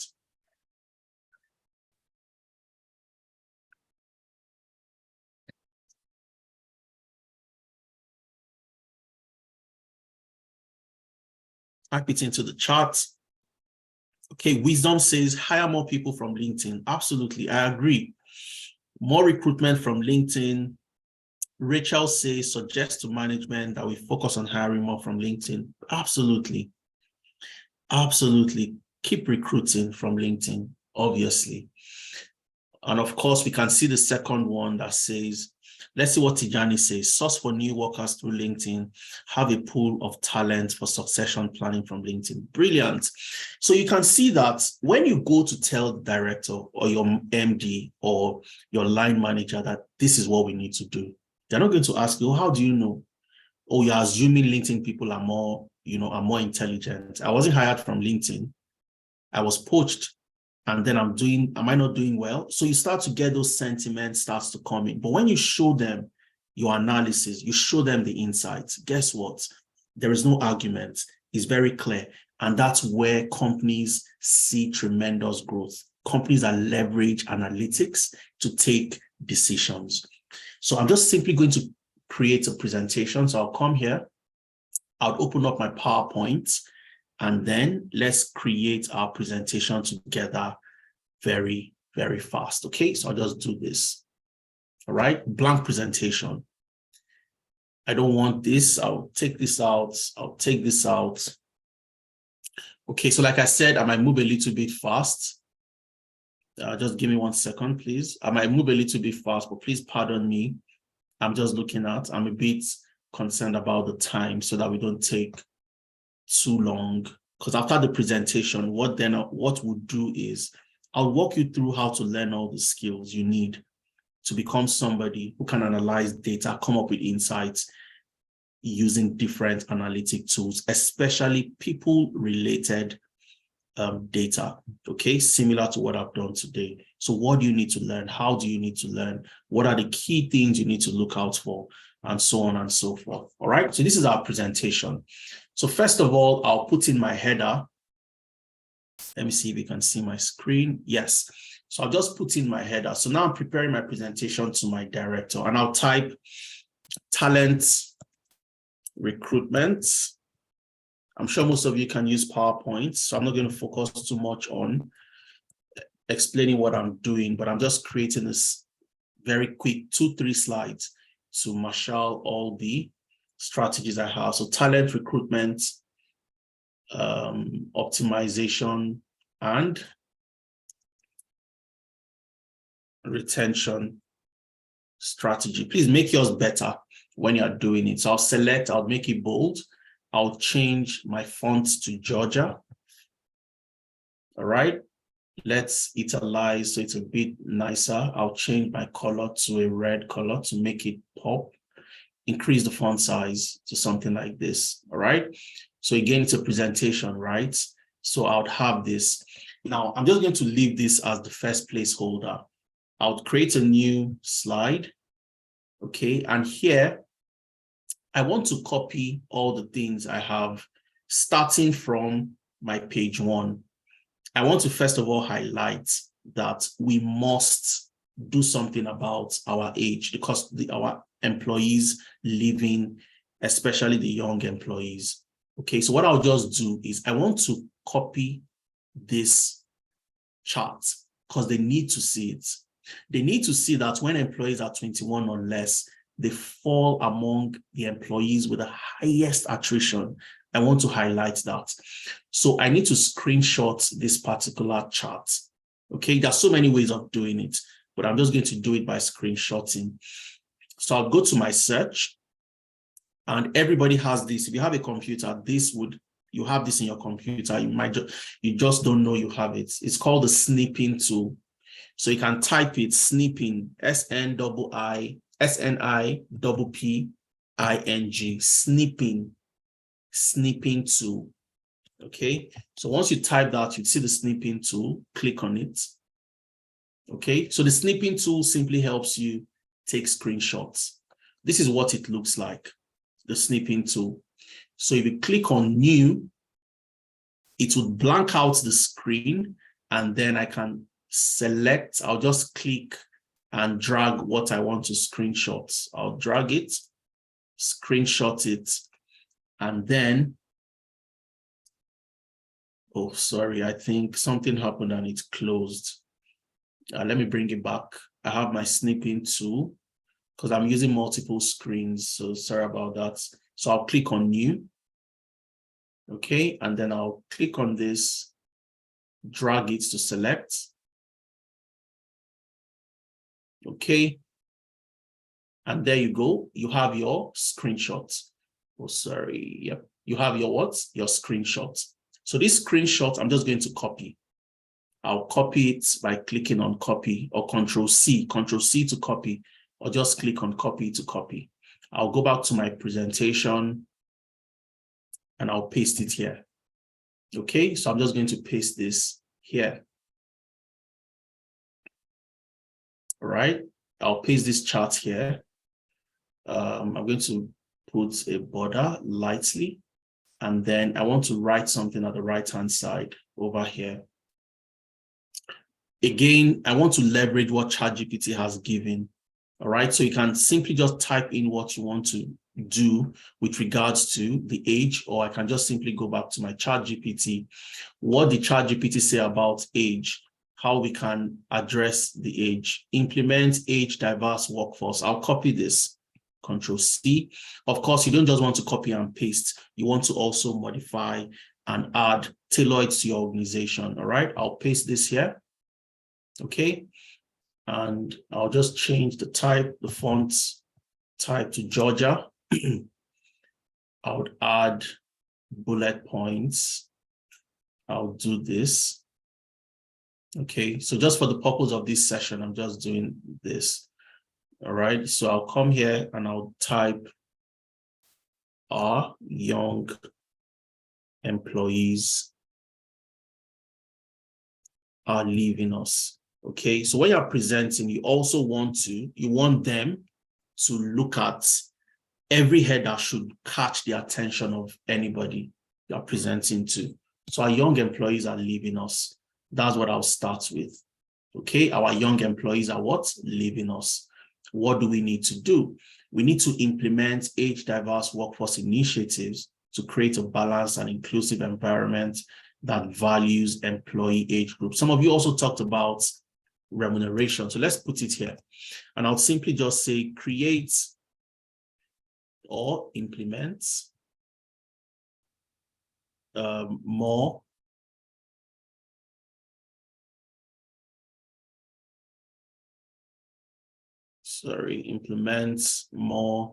diverse and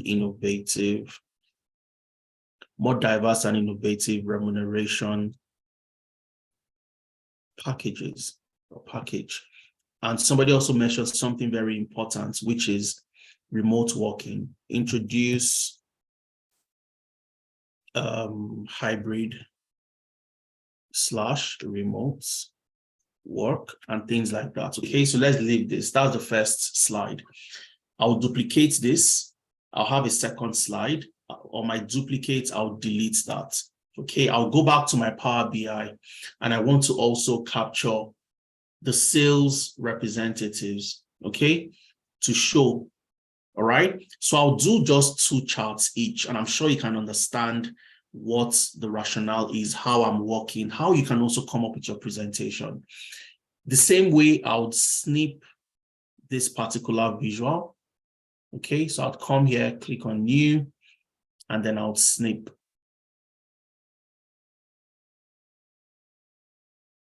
I'll just snip it. Okay, so snip is more or less like screenshotting. So I'll snip. But also remember, like I said, there are so many ways of doing this. You can publish this to the Power BI service, download it as a PowerPoint document. You don't need to screenshot. You can also publish to the Power BI service, download it as a PDF file, and you can do so many things. However, we don't have all the time to do all of that. So we'll make do with what we have. So I'll paste this here. Okay. And here, we want to say that there's a problem with the sales representative job role. Okay. Again, an eye-catchy header. You can use what you want, depending. I'm just going to say there is a major problem with the sales representative job role.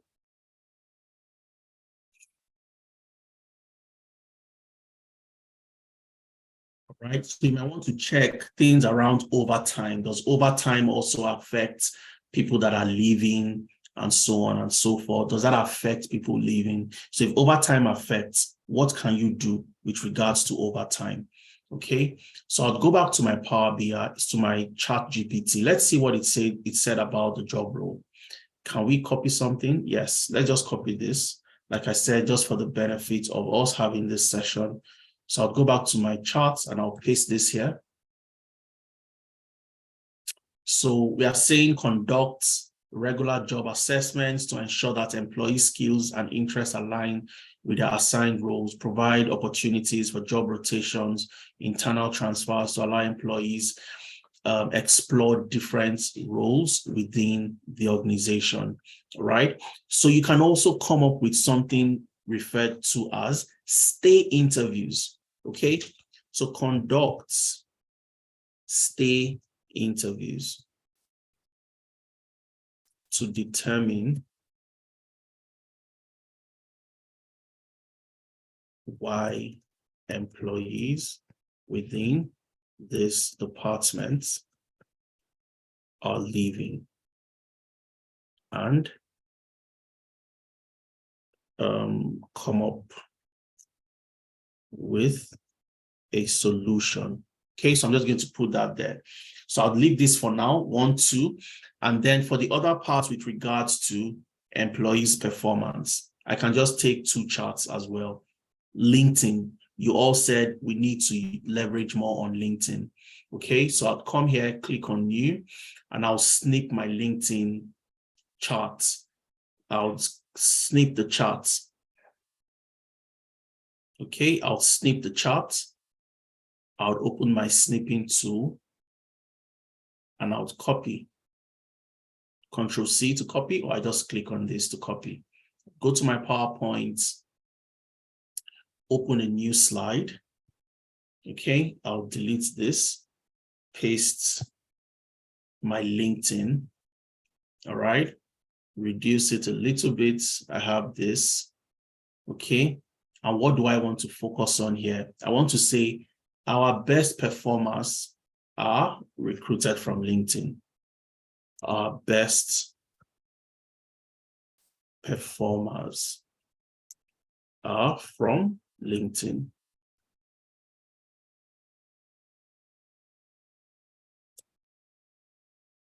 Okay, so I'm just going to stop every video.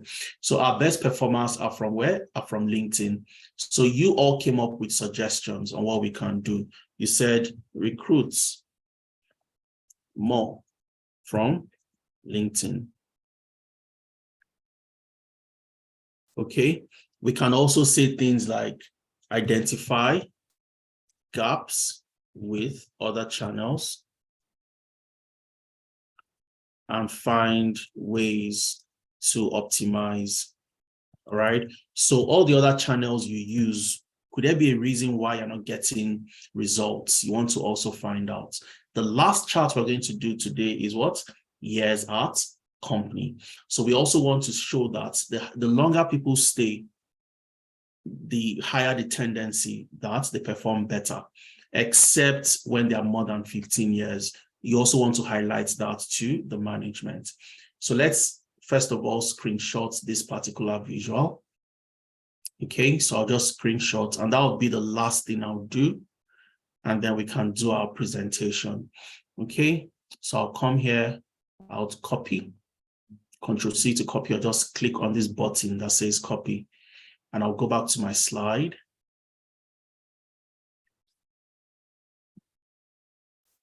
Duplicate this, take this out, paste what I copied, and this is for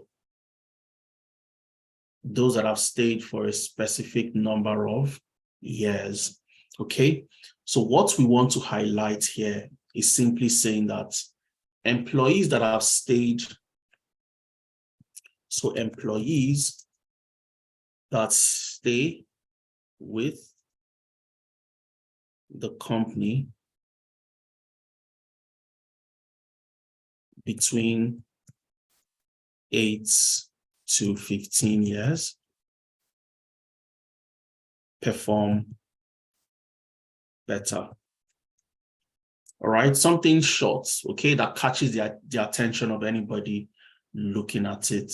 That's what you want to achieve. And this is the role of a HR analytics professional, or somebody who analyzes data and comes up with solutions. So here we can simply say, we don't want these, superstars that have stayed for long to just leave the company and we don't get the best out of them. So we can say implement mentorship or body programs. Implement mentorship or body programs to facilitate knowledge transfer. So they don't go with all the knowledge they have, since they're high performers. We also want to create opportunities, all right, for employees to take on more challenges. Because guess what? The reason why those that are more than 15 might be leaving is because they don't have more challenges to take on. So let's say create more opportunities for employees to take on new responsibilities and challenges. Trust me, we can make this presentation a lot better, but we don't have all the time. Now, what this your first slide should then show should be a summary of the other slides, should be a summary of what you're going to present. So let's say you might put number 1, you want to talk about, okay, but again, we don't have time for all of this. You might say number 1, what we need to do is to what? Stop young people from leaving. Okay, so you might put here number 1, and you come back here and type what you want to present. The first strategy would be to what? Stop your young people from leaving. Okay, but again, I'm not going to dwell on this because I'm sure you all know how to create presentations. Okay, stop the young employees from leaving. Okay, so the things you want to discuss, you just simply highlight them, bullet points, 1, 2, 3, make it look nice. All right, now that you have this, what you can simply do is let's present it, and let's assume we are presenting to our directors. Okay, we are presenting to our directors. So I'll put it on slideshow. We go to the very first slide and we tell them that, look, our young employees are leaving us. And when I did the analysis, it clearly showed that employees within 21 or less represent the highest number of attrition, people leaving the company at an unprecedented rate. And the older the employees are, the more tendency they have to stay within the company. So we need to implement a age-diverse workforce initiatives, create balanced and inclusive environments, introduce hybrid and remote work, implement diverse and innovative remuneration package. Now, to also come up with these solutions, you can discuss with employees, have something we call stay interviews to get their feedback, and understand exactly why they are leaving. You also talk about the major problem lies within the sales representative job role. All right, so we need to conduct job role assessments to identify if the current job roles occupied by individuals and employees still align with their own personal objectives. We also need to provide opportunities for job rotations so that employees within a particular job role can also work across the entire organization, new responsibilities, new projects, and so on and so forth. Our best performers are from LinkedIn. All right, so those that perform the best come from LinkedIn. So we need to double down on LinkedIn, recruit more from LinkedIn, and identify the gaps with the other channels while we are recruiting low performers from other channels as opposed to LinkedIn. And of course, employees that stay within the company are between the ages of 8 to 15. All right. So what we need to do is to also create new opportunities, new responsibilities, so that employees that have stayed more than 15 years also get to work on challenging new projects. Okay. So you make your presentation and you sound very, very intelligent. And this is the role of a HR analytics professional. If you've ever wanted to do HR analytics, you've ever wanted to do anything with regards to analytics, then it's important that you understand how to use the tools necessary to come up with these type of insights. Okay, so to wrap up our session, I'm just quickly going to show you how you can start your journey, what you need to start with, how you can move to the next level, what you need to learn next. Because guess what? What most people find challenging is learning forever. So you start learning today, you keep on learning forever, because the moment you hear about a new tool, the moment you hear from your friend or you see on a particular job description that this is what a HR analyst needs to have, you start learning it. So what do you need to learn to get a job as a HR analytics professional anywhere in the world? I'll quickly show you that, and then we'll start to call it a day. So we've seen how amazing, we've answered all the 4 questions, and I implore every one of you At the end of today's session, later in the evening, tomorrow, depending on where you are, try to do all the things I've shown you today. The data is on the slide. You can simply download it by clicking on, click on this link, and then it shows you how to download the slide. Okay, you can also watch our masterclasses, previous masterclasses, where we predicted so many other things on our YouTube channel. So go on YouTube, you can watch our other previous masterclasses, and you see the amazing things we've been doing. Now, as a HR analyst, what are the salary progressions or salary projections across the globe? If you're in the UK, you are earning fantastic salary, about 32,000 British pounds per annum. And this is the average. So the average is, give or take, this is what you get at the minimum. And I'll tell you for a fact, there are so many of our participants, which I'll be sharing their stories with you, who have completed the training and they are earning well over 50,000, 60,000 pounds in the UK. In the US, as a HR analytics professional, you're earning about 62,000 US dollars. And if you're in Canada, it's about 71,000 Canadian dollars. Now, your role and fundamental responsibility for anybody in HR analytics involves you analyzing HR-related data or people-related data and providing insights and recommendations similar to what we just did to provide strategies to move the organization forward. And when you start to make this type of presentations, nobody would say HR is a cost center. I don't know what HR does. They just disturb us with their policies and procedures and so on and so forth. And what makes it super amazing is you don't need to have done HR before. You don't need to have any experience using any of the tools. Anybody can get started with our program, the HR Analytics Track. And I'll walk you through the program step by step. How do you start your journey to know how to do all the things I've done and a lot more, because I've just shown you a fraction of what Power BI can do.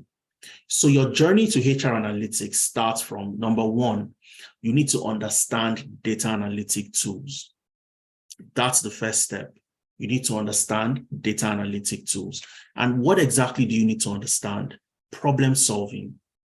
Your ability to solve problems, knowing how to break problems into small parts, knowing how to come up with root causes of problems, going to the root cause using techniques like the 5 whys, understanding how to break problems using the McKinsey-Macy model, creating a matrix that would show you the priority of all the tasks you need to do, which one is most important, which one comes next, and so on and so forth.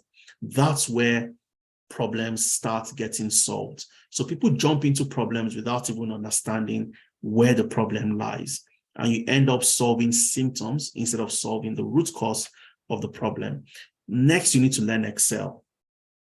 Not Excel the way you know it, but Excel for analytics. Because what I've also seen, you see people come to Tenalytics and say, oh, I don't think I need to learn Excel. Is it possible for me to learn just Power BI? Because I already know Excel. And we say, okay, join the Excel class. Let's see what you know. And they find out that, wow, I thought I knew Excel, but there's so much more that Excel can do. So how do you use Excel to summarize your data, create pivot charts, create pivot tables, and do all the other amazing things you can do with Excel with regards to data analytics, build a dashboard using Excel, and so on. Now, once you know how to use Excel, you move to Power BI. We've used Power BI today, and we've just used a very small fraction of what Power BI can do.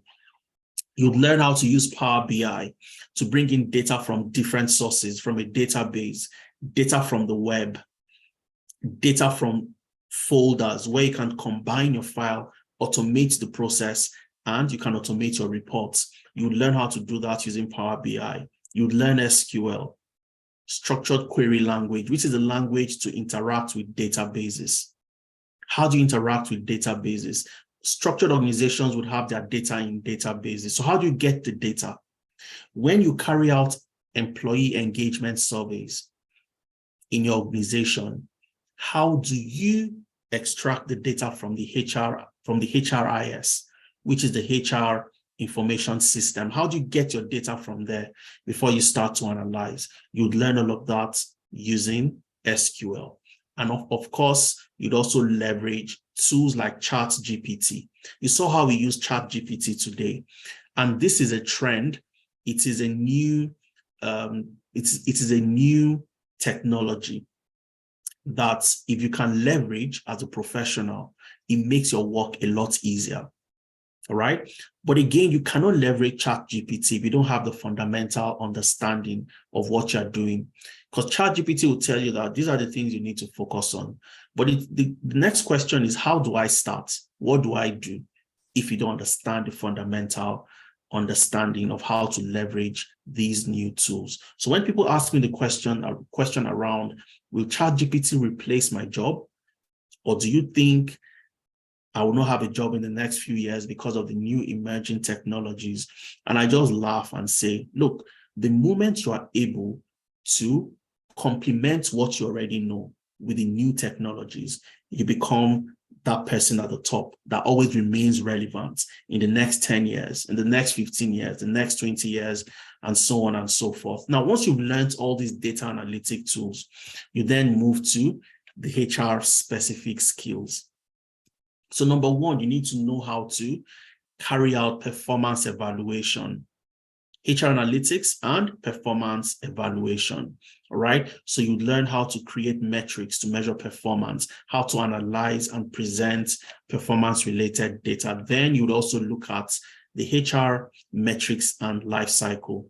So from the HR life cycle, what are the different metrics you can pull out from talent, recruitment, from engagement to learning and development, training, and so on and so forth? What type of metrics can you build, can you come up with to measure performance? And then you'd also create dashboards. I'll show you some of the dashboards created by our participants, those that joined early this year and have gone ahead to do fantastic stuff. So you'd learn how to build dashboards using Power BI and Excel in your HR analysis and dashboarding class. And of course, collaboration and report automation. So how do you automate reports that you have to build every single time? So guess what? You have to provide or you have to present every week to your manager or present every end of the quarter to your directors. You don't want to do all the hard work every single time. You go download the data, you connect, you do your ETL, do all those things. You don't want to do that all the time. You want to find a way to automate the entire process so that all you need to do is get your data, put it somewhere, go to your Power BI and click on refresh. And all the visuals you have would be updated to carry the most recent data. So how do you do that as well? Number 10, building your case and creating action. So this is where you learn how to come out of your shell. Okay, so some of you have been doing, some of you are new, totally new to this concept. Some of you have been doing HR, but you don't have the data analytic skills and you don't know how to use the tools. So how do you showcase in your organization that I have these skills and I can move up to the next level? And I'll give you a very quick, story about somebody who joined our program.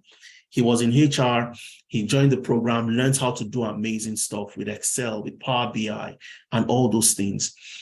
And then the opportunity struck when the head of HR resigned, and they were looking for a head of HR. And the recruitment was open to both employees, both internal employees and external parties, all right? So he also applied. And guess what? He was the only candidate that could use data analytics tools to analyze data. So during his interview, when they needed to make presentations, he created a dashboard. And that was the dashboard he presented. And that was the game changer. It was different from what every other person did. He moved from an assistant manager level to the head of HR simply because he stood out during the recruitment process. Okay, so that's how you build your case and create action. If you work in an organization or you are totally new, you are looking for a job within the space, you'd also learn how to stand out from the competition. And of course, this is a more detailed curriculum, from problem solving, all the things you'd learn, to Excel. And when I say that you learn starting from the scratch, you don't need to have any experience. Your Excel starts from introduction. Okay, so you're not going to jump into a class and start building. No, that's against our principle at Tenalytics. Before you start building, you must understand the fundamental concepts. You must understand the drivers and so on and so forth. So you'd learn all of that. You'd move to Power BI. You'd learn introduction to Power BI, data manipulation and modeling. You'd learn SQL. You'd be creating databases, writing DQL, data query language, and so on and so forth. So this is just a breakdown of the curriculum I shared with you in the previous slide. And to see what our participants have been doing over time, this is Deborah. She built this dashboard, okay? It's a HR attrition dashboard. So you see the data we worked with today. That same data was used to build this dashboard. All right. And this was built by somebody who joined our program. Her name is Deborah. She joined the program and she built this, because what you'd be doing is not watching videos like most of you. Typically, that's what happens. You go on YouTube, go on this, and you're watching videos. You don't get into analytics by watching videos. You become an expert by doing what? Working on projects and practicing. So I've also left the links to the different dashboards. You can go in there and see what they've been able to do. So this clearly shows attrition of employees within an organization. All right. The total employees, where they are from in terms of departments, work-life balance, and so on and so forth. So you have that. You also have Kauthar. Kauthar also built this same data set, but a different style when it comes to the dashboard itself. All right. So this was built by Kauthar using Power BI as well. And this is from Layefa. In Layefa, she built this. It's a recruitment dashboard. All right. This was also built using Excel, Microsoft Excel. So you'd learn how to do things like this. This is Olufemi, who also worked on an e-commerce dashboard. Same Olufemi also built this as well. Now, the program itself lasts for 4 months. So 4 months, 3 months, project-based classes. That's how you'd learn. You'd learn in class for 3 months with a trainer, with a facilitator that would work with you, hold your hands, working on projects. Okay, and those projects are the things you'd go on to speak about when you get into an interview. Because guess what? You get into an interview, for example, and they ask you questions around how have you used data to solve a problem in a company? Simple. You just walk them through the dashboard you've done. So I worked for this company while I was an intern with Tenalytics, or while I was a HR analytics consultant with Tenalytics. And what I did was I got the data from the company, I built a dashboard, and I could clearly see from the dashboard that the company had an attrition rate of 16.8%. And most of the people leaving had an average age of this and that. And I came up with a recommendation of X, Y, and Z to do. So you talk about the projects you've worked on as your real life work experience. And that's how you get the job at the end of the day. So for 4 months, you are learning, 3 months project-based classes, 1 month internship. So the internship is designed to simulate real life work environment, the type of projects you get when you get a job as a HR analyst. Those are the type of projects you work on. And your class holds on Saturdays and Sundays. But your live classes where you have a facilitator,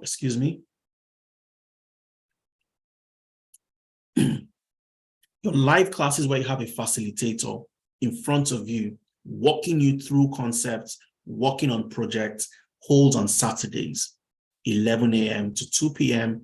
West African time. So if you're in the UK, for example, that also falls within your time zone. All right. So West Africa time and the UK time zone matches. Okay, so on Sundays, you have self-paced watch me do it videos. So what are the watch me do it videos? These are videos, bite-sized videos that you get to watch at your own convenience on Sundays.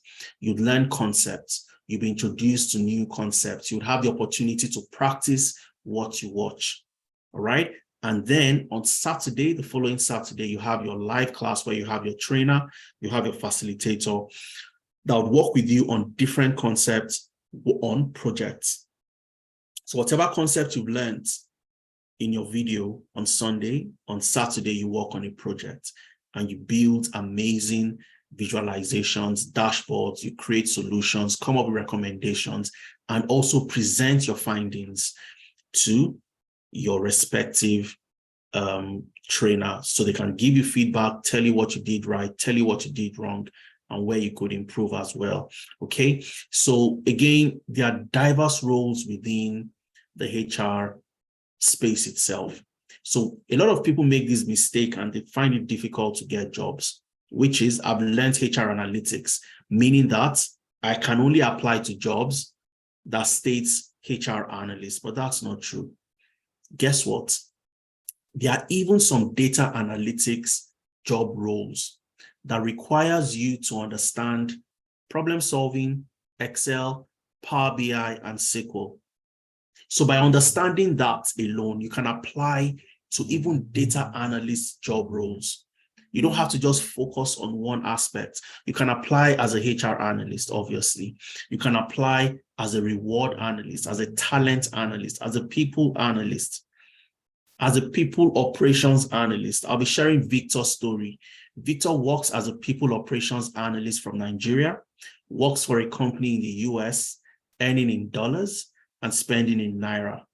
Okay. He joined the HR analytics program, completed the program, and got a job as a people operations analyst. So like I always tell people, a lot of people, I see them making this mistake. And I always wish I had, of course, I don't have superpowers. I wish I had superpowers to come to, tell them, look, these are the things you need to change. And these are the things you need to do to make that change eventually and start getting opportunities. Because you'd learn the skill, definitely. But the other 50%, your skill is just 50%. The other 50% that you need to get the job, number one, your CV review sessions. So you'd have somebody work with you to review your CV so that all the skills you've learned, you capture them properly on your CV. If you're applying to a job, you match your job appropriately with that job description. So you shift away from that era of taking one single CV, throwing it across to 20 jobs and expecting to get positive feedback, which would never happen. All right. So you tailor your CV to the respective job descriptions so that you get the best possible outcome from your job applications. All right. LinkedIn optimization. Again, I always tell people this: when you go on LinkedIn at the end of today's session, just search for hashtag Tenalytics. Okay. So you see in Layefa, you'd see Kauthar, you'd see Deborah, everybody that have built things and they put on LinkedIn. You create social proof so that when that recruiter goes on LinkedIn or they search for your name to find out that, look, can this person actually do what they say they can do? They find that you have proof on LinkedIn. So your LinkedIn optimization, you'd also work on that. For those of you that want to get jobs remotely, Upwork becomes very, very crucial and important for you.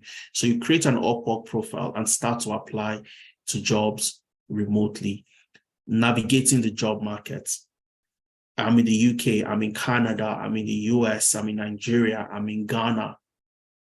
What are the key considerations you need to look out for to get jobs in your respective country? Okay, so a lot of people really don't know what they need to do.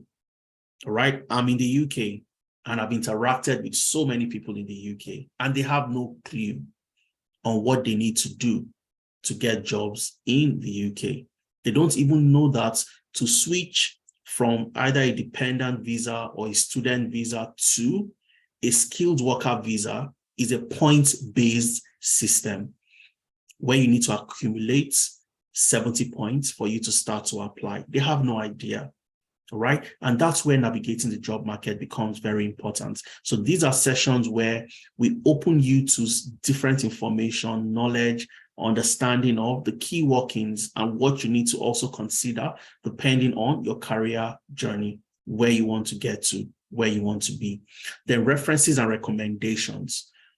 When you get the job, the company would reach out to say, look, who have you worked with before? Can you provide a referee that would vouch for your character? We also provide you with that. And so many, people that have gotten jobs, especially within the last few days. The last 5 days, we've had about 6 people land jobs in Canada, in Nigeria, and in the UK. All right. So how were they able to do it? Those companies reach out to us to say, provide a reference for this gentleman or for this lady. Do you know them before? Have they worked with you? Can you vouch for their capacity to deliver, and so on and so forth? And of course, interview preparation sessions. This is where we have one-on-one sessions with you, help you walk through what you should prepare for during the interview so that you put your best foot forward when you get into an interview.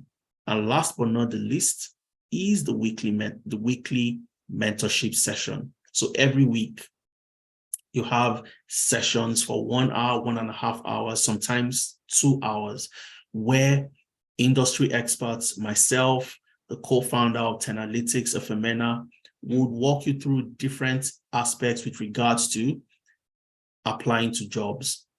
Because the focus for us is not just to learn. Anybody can learn. Anybody can get the technical skill. The focus is to help you get jobs. Okay, so all the things you need to get jobs would provide them to you. All right, I'm going to bring up some people that we have on the call who have joined our program. They've completed the program. I also have different other videos on the slide. You'll get the slide at the end of the session, so you can also look through it. But just some of the projects you work on: employee attrition, IBM employee attrition, Castro workplace technology, where you'd work as a HR professional, helping them come up with recommendations if they need to set up new infrastructure in the company to retain employees based on their performance. You'd work on those type of projects. You'd work on data science salaries. You'd analyze those projects, fraudulent case studies, legacy group, where you work for a company, analyzing their human resource data, helping them come up with recommendations as well. Charity, a charity case study where you are helping people. You are helping the company to identify potential donors to raise funds for that charity. This particular case study is a SQL-based case study, SQL. You'd also work on this as well, and so many other projects that I'll be sharing with you shortly. Okay. Again, the demand for your skill, the demand for your talent is unprecedented. So like I mentioned, and I always mention during every session, not organizations now. We can focus on organizations and see the level in which organizations demand and require the skills that you'll be learning. However, countries are also on the lookout for you. They are saying, come to our country. If you have tech skills, you're a tech talent, come to our country, would have a pathway for you. Canada has a global talent stream, and they have so many other pathways. Recently launched a digital nomad visa for those in tech. UK has the global talent, which is phenomenal. As long as you can prove to a certain extent within a period of time that you've contributed to the tech ecosystem, then you can get a visa that for 3 or 5 years, whereby you stay in the country, work in the country, and after 3 years, you can apply for your ILR, your indefinite leave to remain in the country, which of course is a pathway to citizenship. Or after 5 years, you get to apply for your ILR and then indefinite leave to remain. Okay, so again, there are so many things you can do. You can do it yourself, which is an option, like I always mention to people. However, the risk of DIY is that you spend a lot of time, waste a lot of time learning.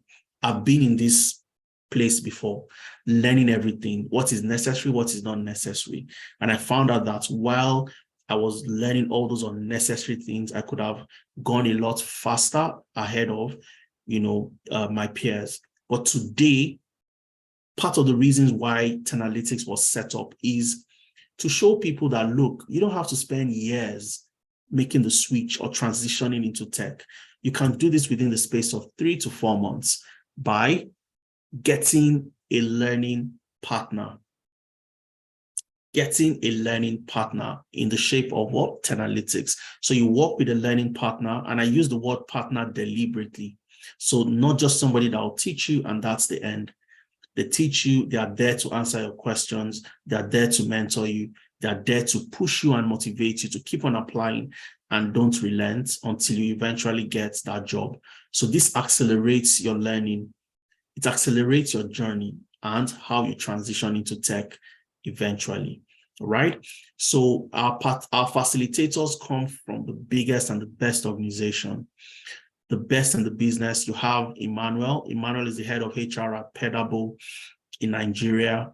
He's an astute professional, HR professional that will work with you to help you make that switch and make that journey, that transition into HR analytics. You have Kende Joseph. Joseph works with IBM as a HR business partner. And of course, myself, I'm also an expert resource person on this program to work with you with regards to your data analytics bits of the program. You have Temilo Lua, who is a senior data associate with Tenalytics. You have Oladapo, who works with Deloitte in Bermuda, is a senior consultant of risk, who would help you work on Excel. Okay, so you have professionals to help you walk through the entire journey. And like I said, I'm going to share some feedback of people that have joined the program and gotten value. You see Victor here. Victor joined the program last year around October, and today Victor works from Nigeria, works for a company in the US and earns in dollars, spends in Naira. Would you listen to Victor? Okay, but we also have people on the call who would love to talk to you and say one or two things regarding their experience. All right, so Chinyere, I'm going to allow you bring them up very quickly. So let me know who is available, and then we can bring them up to speak. All right, so you have all of this on the slide. Our next cohort starts on the 5th of August. The next cohort starts on the 5th of August. So the reason why we have these sessions is to let you know, because people ask the question, as a HR analytics professional, what do I do really? What are the type of things I'll do? What type of tools do I need to learn? How do I even need to learn? Okay, so what we've done today is just to show you what it takes to get into HR analytics, the type of work you do, and so on and so forth. So Chinyere, I need to know who is on the call so that they can come up. I've asked you to unmute yourself, Chinyere. All right, thank you very much, Adesa. All right, we have Valerie and Molin. We have Valerie, okay? So before Valerie, all right, so while you try to sort out Valerie, for those who would love to join, okay, you want to join the cohort starting on the 5th of August. So you listen to Valerie, and Valerie will talk you through her experience, what she's been able to learn, how she started, where she is now. So you hear from somebody who has started her journey into tech, okay? For those who would love to join the program, all you need to do is to make an investment of £400 if you're paying in pounds, or 320,000 Naira if you're paying in Naira.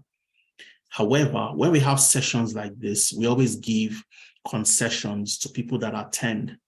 The first 20 people get a discount right off the bat. So what's the discount available today? So the discount available for those who have joined this session, for the first 20 people to join the HR analytics program, instead of paying £400, you get to pay just £300 to be a part of the program. And that can be broken into 2 installments. The first installment of 200 and the second installment of £100 1 month after the program starts. So if you start your journey, let's assume you make a payment today of £200 to start. 1 month after the 5th of August, which is 5th of September, you get to make the balance payment. So similarly, if you're paying in Naira, instead of paying 320, you get to pay 270. And that's the discounted fee, which can also be paid in 2 installments. Now, also remember that the fee covers the entire program for 4 months.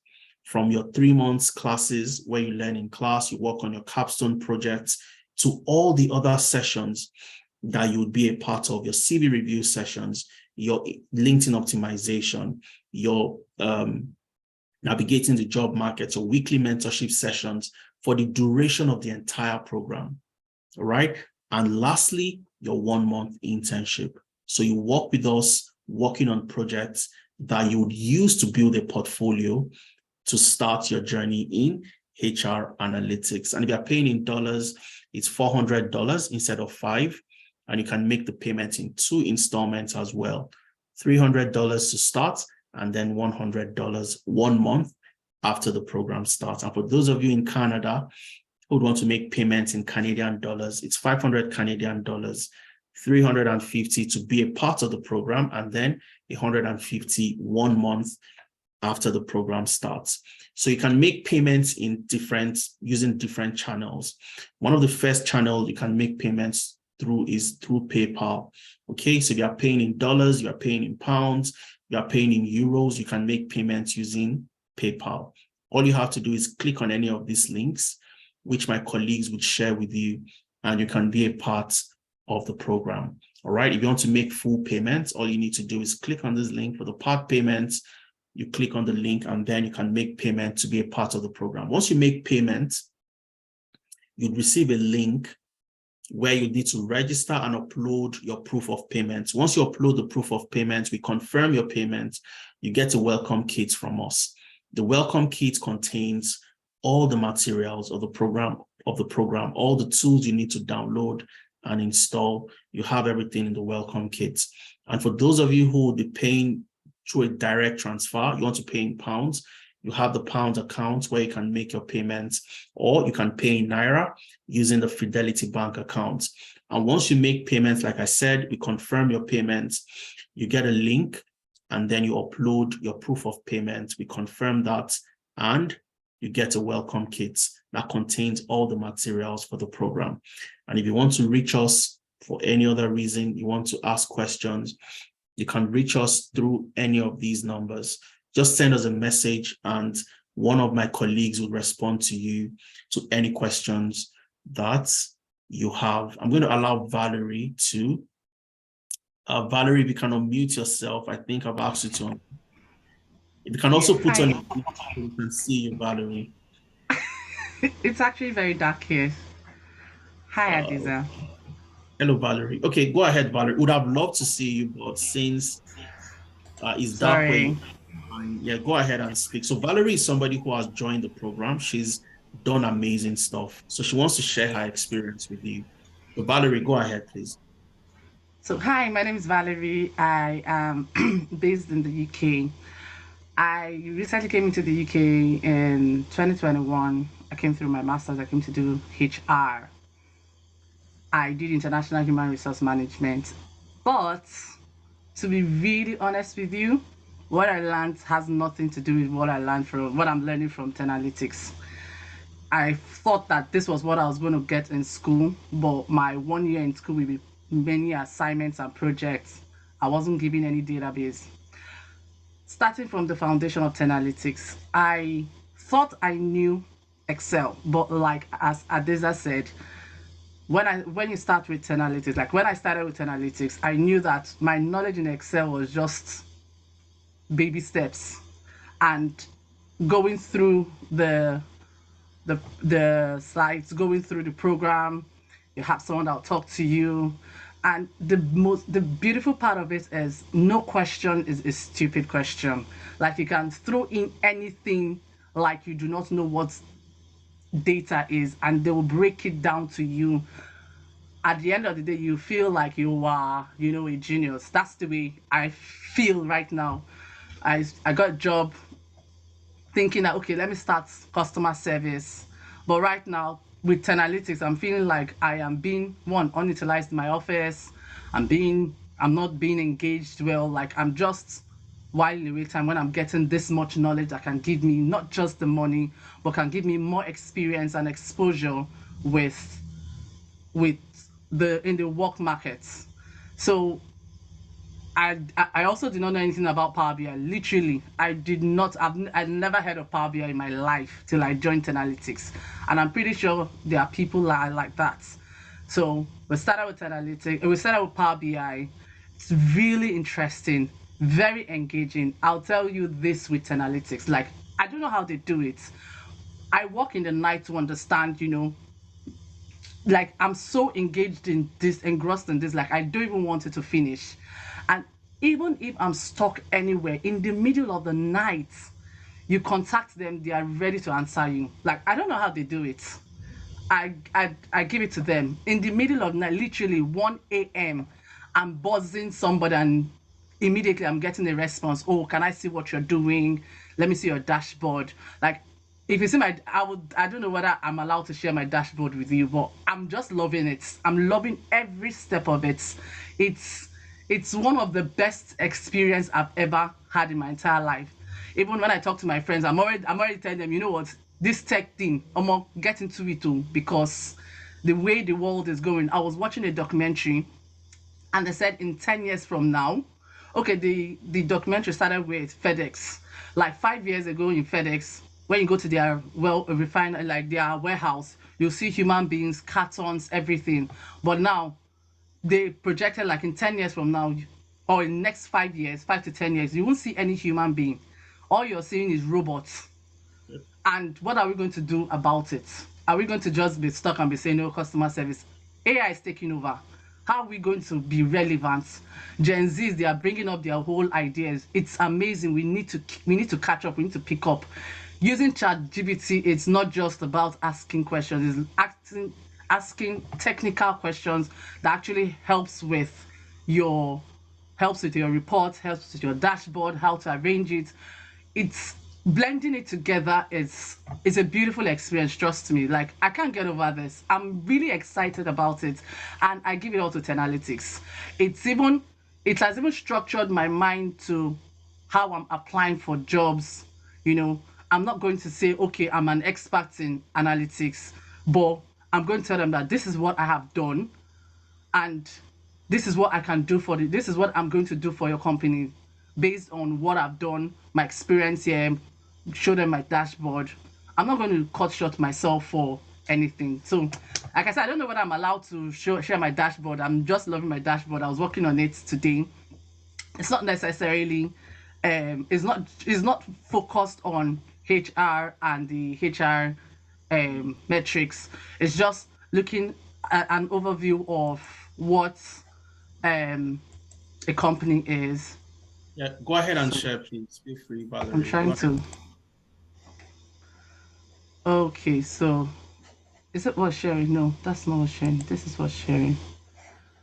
Can you see it? I can see your Power BI demography.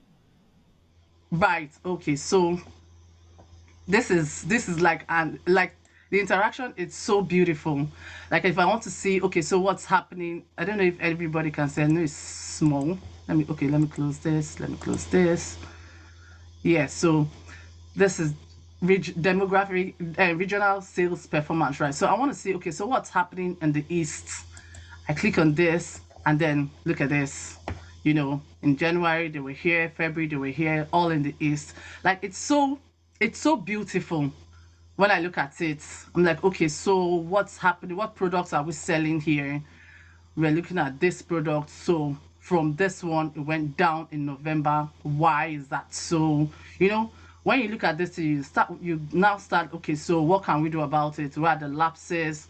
What can we project? What can we advise? What can we project? So things like this, and this is another one, all and the same database that it gave me. So there's one for sales and there's one for demography. So this is just, okay, so who are the performers, the people, the customers that are buying our stuff? How can we reach out to them? Where are they staying? Why is this person? So, just like incentives for having an idea of your customers and how to appreciate them. You have everything just at sites. You don't have to be going through papers and they're like, okay, so where is this Mr. This is just a very beautiful experience for me. So I'd love, I don't know how to thank Tenalytics, because like I said before, I thought I was a guru with Excel. I didn't know Jack. And I didn't know that Power BI existed, and like, wow. So this is what, IT people. And the best part of it is, it's, if you are not into the field, when you hear IT people talking, you think that, oh, I cannot do it though. But when you start with analytics, they make you understand that you don't even need to have prior knowledge at all. You just get engaged, and it's determination. You want to know this, and they take you through every baby step till you can fly. I'm not exaggerating. I'm using my own experience. Every baby step, even if you crawl, you fall, they'll pick you up, and then so that you can start. Like, I don't know how they do it, but it's just an amazing experience for me. And I'm really, really thankful for that. Fantastic. Super impressed, Valerie. And I'm glad that I love your dashboard. It looks very, very clean, very neat, and definitely is clear that you've gotten amazing value. And I'm super excited about that. Love the feedback. And thank you for taking out time to share your experience with us today. I think we have one more person who wants to share experience, and then I'll take questions from you, from those that have questions. I can see a couple of questions from the chat. I'll take those questions and then we call it a day. So Moline, I don't know if I pronounced your name correctly. Knight. Yes, you did. Hi, Moline. Moline, you want to put on your video so we can see you? I'll spotlight you. Oh. All right. Fantastic. Hi, Moline. How are you doing today? Hi, I'm doing well. Good evening to everyone. Good morning, wherever you are from. My name is Moline. I am dialing in from Nairobi. Nairobi is in Kenya. Yeah, so I'm very happy to also share my experience with Tenalytics. I'm in the May cohort, so maybe a month and a half into Tenalytics, and the experience has been beyond amazing. When they're talking now, you think they're selling just like any other institution, but the truth is you actually get value for your money. The way that I came to know about Tenalytics is because I have a friend who also did data science with Tenalytics, and she could not stop talking about it. So I was wondering, what is this she's just talking about that she can't stop talking about? And she actually encouraged me to join and try HR analytics. So I'm actually in the field of HR, but I didn't have any data background at all. The Excel that I knew was just the normal Excel. So I actually never thought of myself as someone that knows Excel. I used to know how to do some and small things here and there. But when I started with Tenalytics, oh my God, like the things that I now know how to do amazing dashboards with Excel. I know how to use most functions with Excel, actually advanced Excel now almost. So there's a way Tenalytics has made me to be confident of myself with data, in as much as I actually in May, like before May 27th, I was very fresh. I didn't know anything really. But right now, I'm actually very confident, and I'm applying to jobs. And I'm applying to HR analytics jobs. So I believe very soon you'll also hear my story of a job from Tenalytics. But also Power BI is something I never heard about. I think in our organization we have a few licenses, and then those are things you're like saying, it's not anything I can do. So you don't even want to associate yourself with it.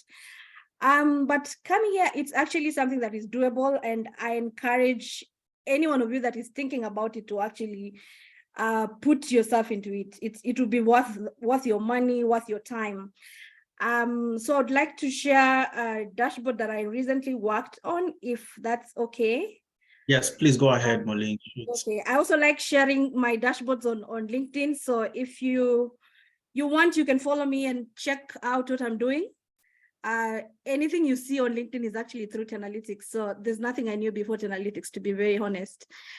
Let me know when you can see my screen. Yes, we can. We can see your screen. Yeah, so this is one of the dashboards that we worked on for a company called Ethereal's employee. So it was an employee dashboard to just show what this organization is about. And so as you can see, we have that 311 employees, and here we used we had a slicer. So slicer, by using the slicer, can you see how it's moving using my slicer? Hi. Yes, we can see. Yes, It's yes, So so when you use this slicer, it can show you the different departments and what is happening in those departments. For someone that is doing this for the first time, it's actually amazing. And I have actually started now, I've started using this at work, especially Excel. And Power BI now I've started to use it because we have been doing analysis of gender in our organization to see how many women we have in the different countries that we work with. And the fact that now I have this knowledge is really helping me to look like someone who knows what they're doing. And I think it's also giving my supervisors confidence, because now I'm able to present data in a more easier way for them to even understand, and it actually makes sense. So Tenalytics is the best thing. I think I've never been committed to anything like I'm committed to Tenalytics. I've done my master's and all these things, but I've never been committed to anything. I actually am also a student in another college or organization called AIHR. It's actually a good college. They have good data. They do amazing work. But the fact that you just watch videos, you don't have human interaction. So I started HR analytics a year ago, or almost 2 years, and there's nothing I've done. Like, I've never graduated. So now that I've started with analytics, I went back, and everything they're teaching me is now so easy. I'm like, oh my God. So I should have started with analytics before and it's expensive, to be honest. It's AIHR is also very expensive.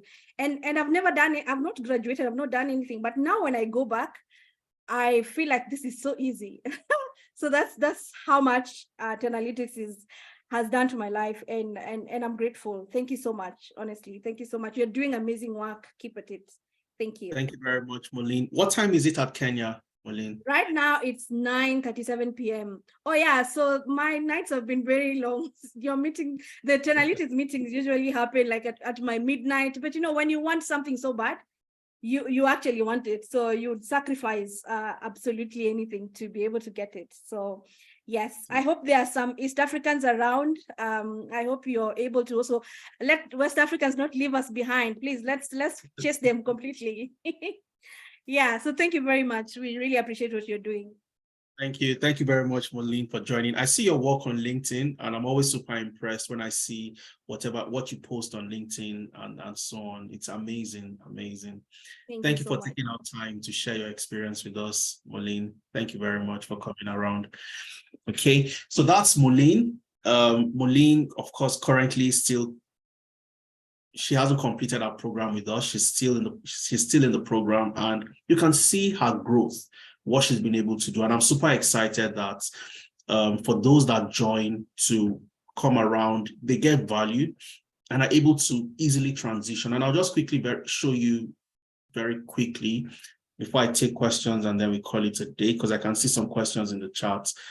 Now, so many people, like I said, for us, the focus is how do we bridge the gap between the classroom and getting a job?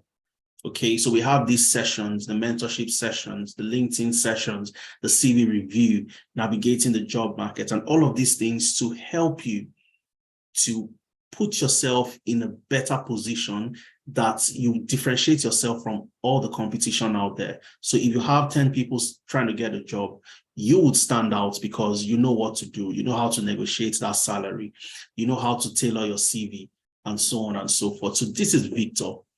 All right, Victor got a job as well, works with Hugo in Chicago, Illinois, as a people operations analyst.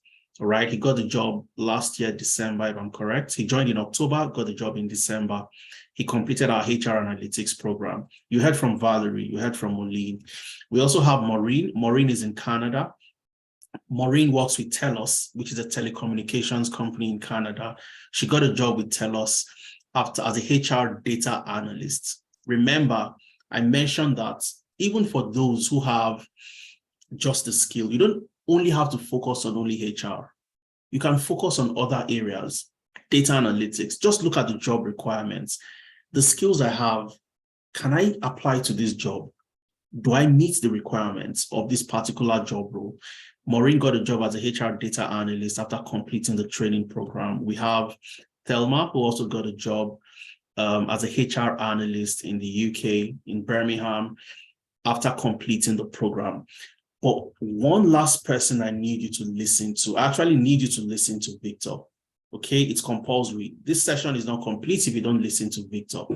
And that's simply because Victor's journey is amazing. You listen to Moline, you heard what she said, how she started.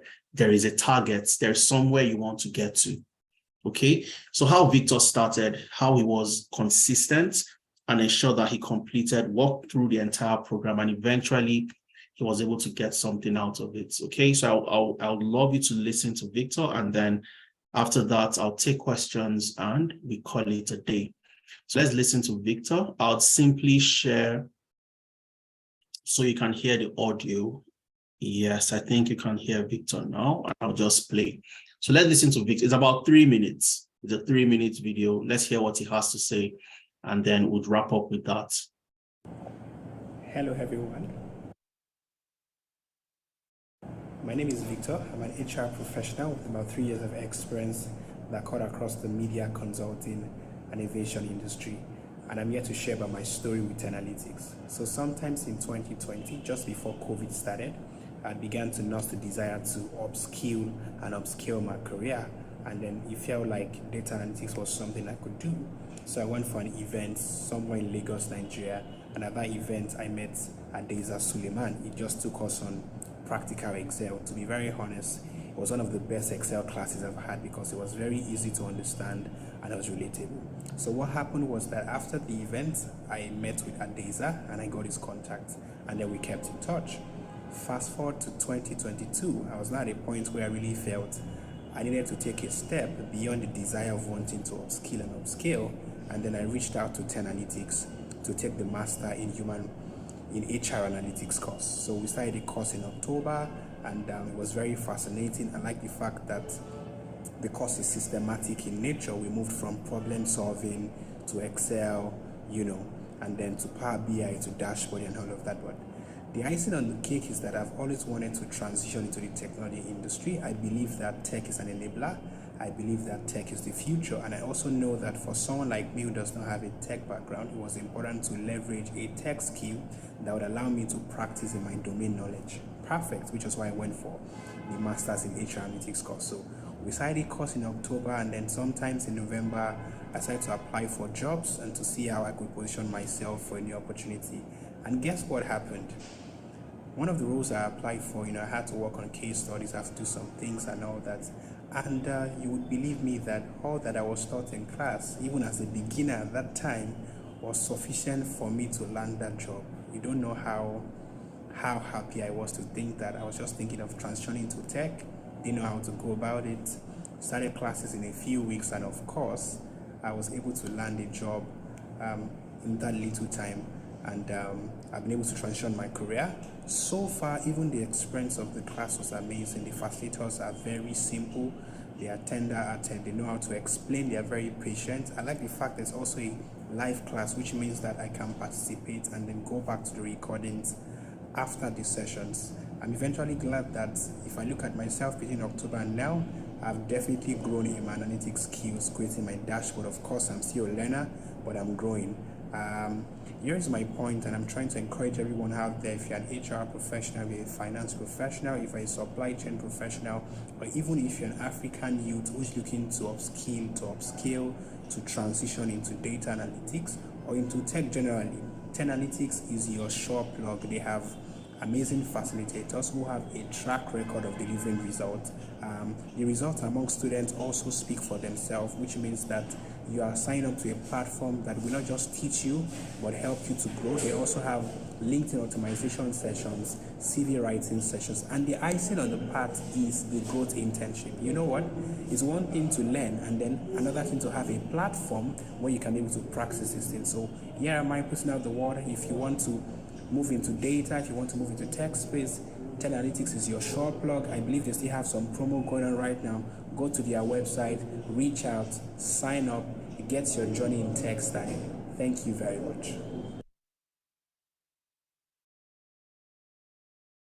Muted.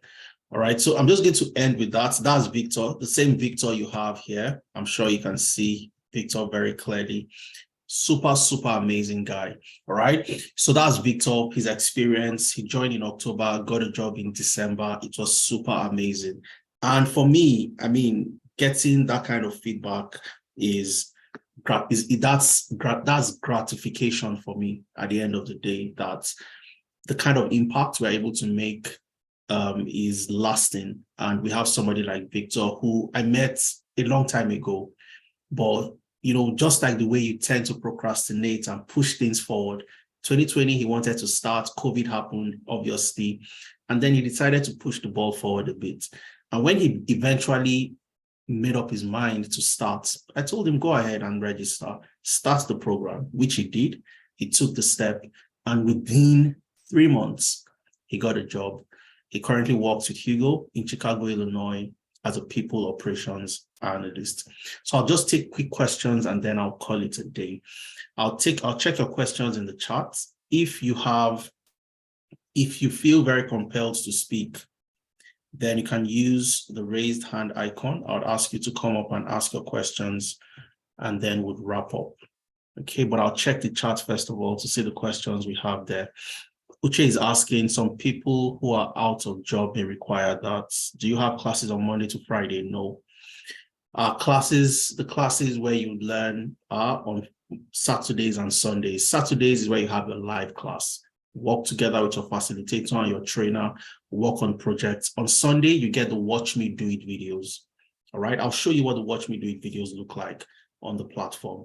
Okay, and during the week, you have your mentorship sessions, you have your CV review sessions in the evening, okay? Because we also consider those that go to work from 9 to 5 and so on and so forth. So you have those, sessions scheduled across your entire 4 months that you'll be with us. So your CV review session, you have it scheduled, you know when it would happen, and then you can join the session. Your mentorship session is every week.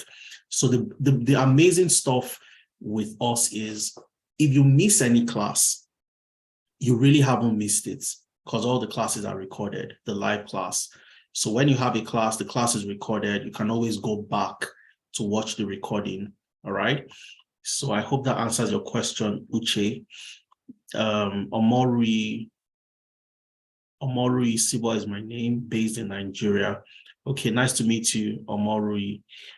Let me see, we have other questions. Okay, so Enadege, I hope I pronounced your name correctly, is asking, what I don't understand is this program for HR professionals only? Those who are in finance departments, how do I relate to this? Meaning we are switching, or it's not for us? So it totally depends on you, Enadege.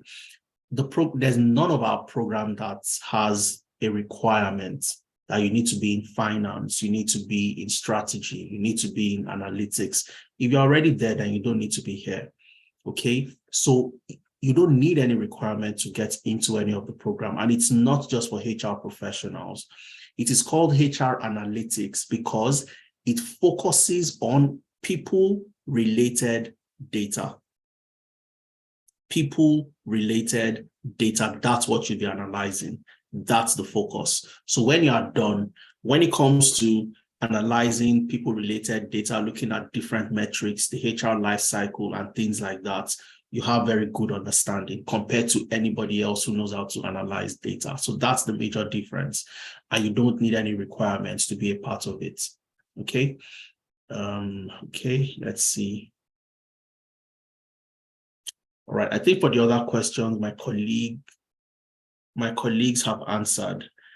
Okay, I think my colleagues have answered the other questions. I'm not sure we have any other questions, so I'm just going to call it a day, but just to show you what the Watch Me Do It video looks like and what the platform looks like. For example, on Saturday is 11 to 2 p.m., 11 a.m. to 2 p.m., 11 a.m. to 2 p.m. on Saturdays. And just before we wrap up, I'll show you what the platform looks like, and then we call it a day. So when you join, the very first place you get enrolled in is the Google Classroom. So you get into a platform where all your recordings, the classes, everything, you find it in the Google Classroom. Okay, so I'll go to the class that started in July, the HR Analytics cohorts, July 07/23. Let's open that and see. All right, so if for those in this particular class, if I click on classwork, for example, they started their journey on the 1st of July.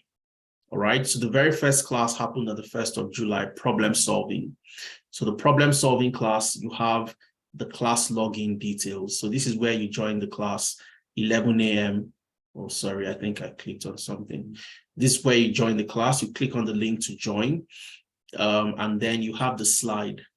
Okay, the facilitator slide, you also have it here. So just in case you missed the class, you don't need to worry. All you need to do is come back to the platform, and then you have access to all the materials. If I click on the slide, for example, I open the slide up, you'd see what it looks like. Okay, so this is the problem solving slide. This is the facilitator that took the class, Nene, who is a professional. She works with Zelos. Zelos is a Nike licensee in the UK. All right, so this is what the slide looks like. You can download if you want, and you have access to that. And if you miss the class, you have the recording. So if I click on the problem solving recording, you have the link. If I open up this link, it opens up, and then I can watch the class all over again. Okay, so I can watch the class all over again. That's the link to the class recording. Now, the Watch Me Do It videos, like I said, so when you join a class, which is a live class on a Saturday, on a Sunday, you have your Watch Me Do It videos. You don't have a live class on Sunday. So you can watch the Watch Me Do It videos anytime. So here you have your first Excel Watch Me Do It video, where you have your data sets. You can download your data set from here, and your slide.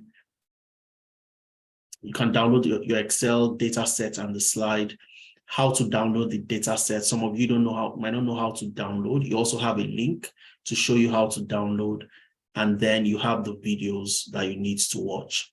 All right. So this is what the platform looks like. Now you have your mentorship session. The first one for this cohort held on the 7th. All right, fantastic. Yeah. So like I said, welcome everyone.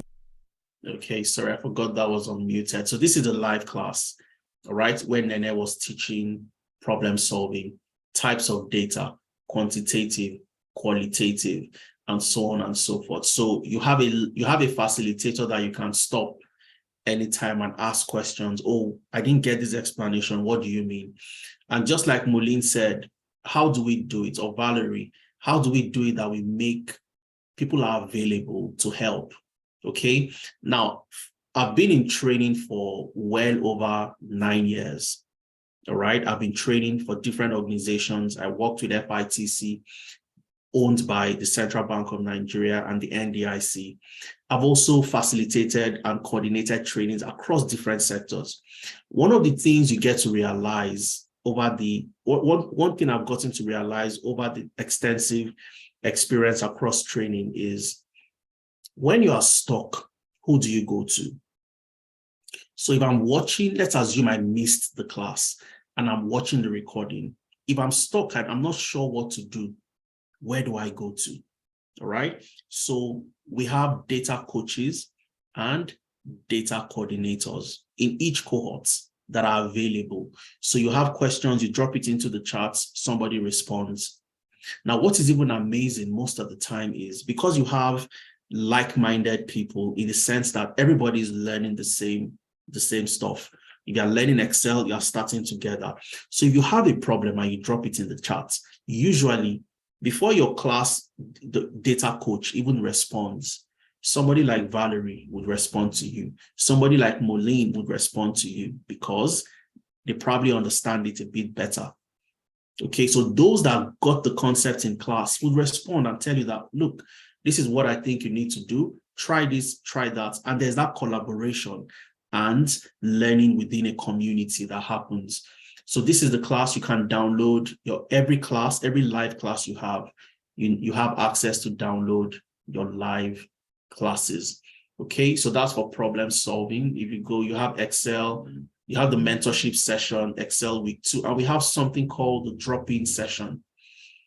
Where the drop-in session becomes important is when you attend a class on Saturday, a live class, and you did not understand something, and you need help, where you need somebody who would stay with you, who would explain it all over again.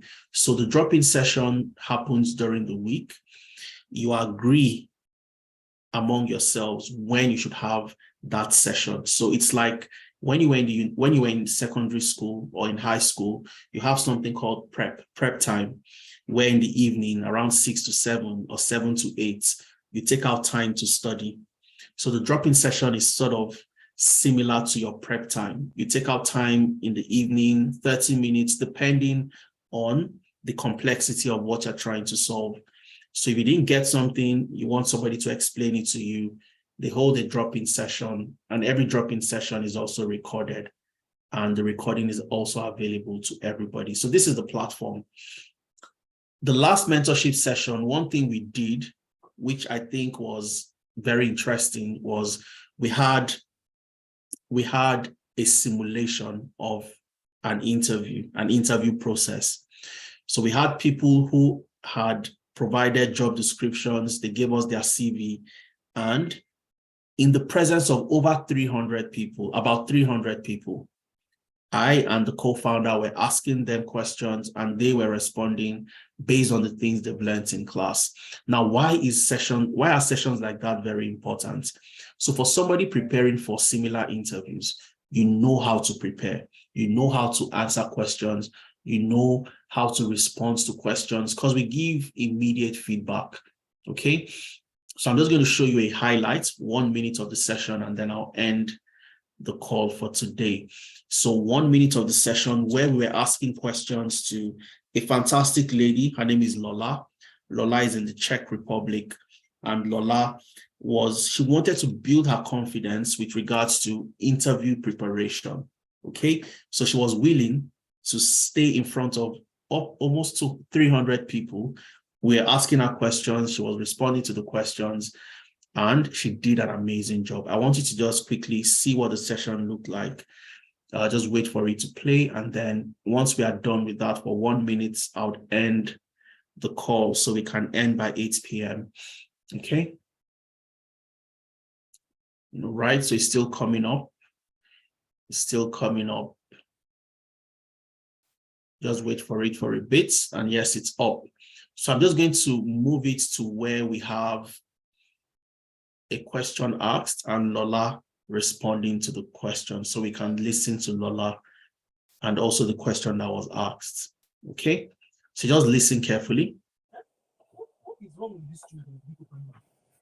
All right, fantastic, Lola. Okay, so your role as a senior Tableau, I would also involve the heavy use of SQL. You'd work with databases, you'd work with data warehouses, and so on and so forth.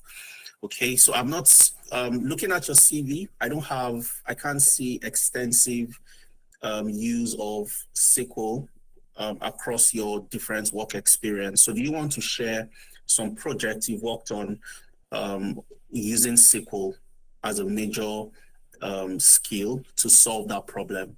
Now, while you're answering that, the follow-up question would be, the role also involves a lot of optimization because you'd work with a very large data warehouse. So while you give us examples of the projects you've worked on, I also want you to talk about how you have optimized SQL queries, okay, to improve the performance and efficiency. So your application of SQL and also optimizing your queries to improve performance and efficiency. So just walk us through that, please. Okay, I've been using SQL now for quite some time. I started using SQL since my university days. As a former student of system engineering and informatics, SQL was like one of the major it was one of the major courses I had to take part in school. So in my university days, I did a lot of projects on SQL, and for my work, I've used SQL to analyze lots of data related to my job. I've used SQL to query lots of data and information because the current company where I work is a large company. It's quite large. We have about 20 or 40,000 employees, and we support every one of them. All right, so I'm just going to stop there, okay, because it's just to give you an idea of what the mentorship session looks like. Okay, so this was Lola, and don't make no mistake, she had almost 300 people on that call. So you can imagine her level of comportment and composure to still display that confidence in answering the questions that she was asked. All right. So that's Lola's interview session where we just simulated that, and it was really, really amazing. So these are some of the things you engage yourself with. Ensure that you build your confidence, you build your interview experience, because that's also very key. So you get to the job. So I'd call it a day at this point. For those of you that have joined and stayed till the end, thank you very much. I hope you've learned one or two things. And again, if you ever want to get into tech as a data analyst, as a HR analytics professional, as a data scientist, Tenalytics is the place to be. All right. If you have more questions, perhaps we've not answered all your questions, you still want to engage, you want to have a one-on-one session with me, feel free. Just send a message to any of these numbers. Or if you're in a WhatsApp group, send a message in your WhatsApp group, right? And schedule a one-on-one session, and I'll have more conversations with you. Maybe you have questions around your specific current job function. Maybe you're in strategy, maybe you're in procurement, but you don't know if this is the right path for you to go. Just reach out and I'll have a conversation with you, and I'll provide at least enough information for you to take a decision at the end of the day. All right. Thank you very much for joining. Have a wonderful Saturday, the rest of your Saturday. I know you spent hours with me today and I deeply appreciate it.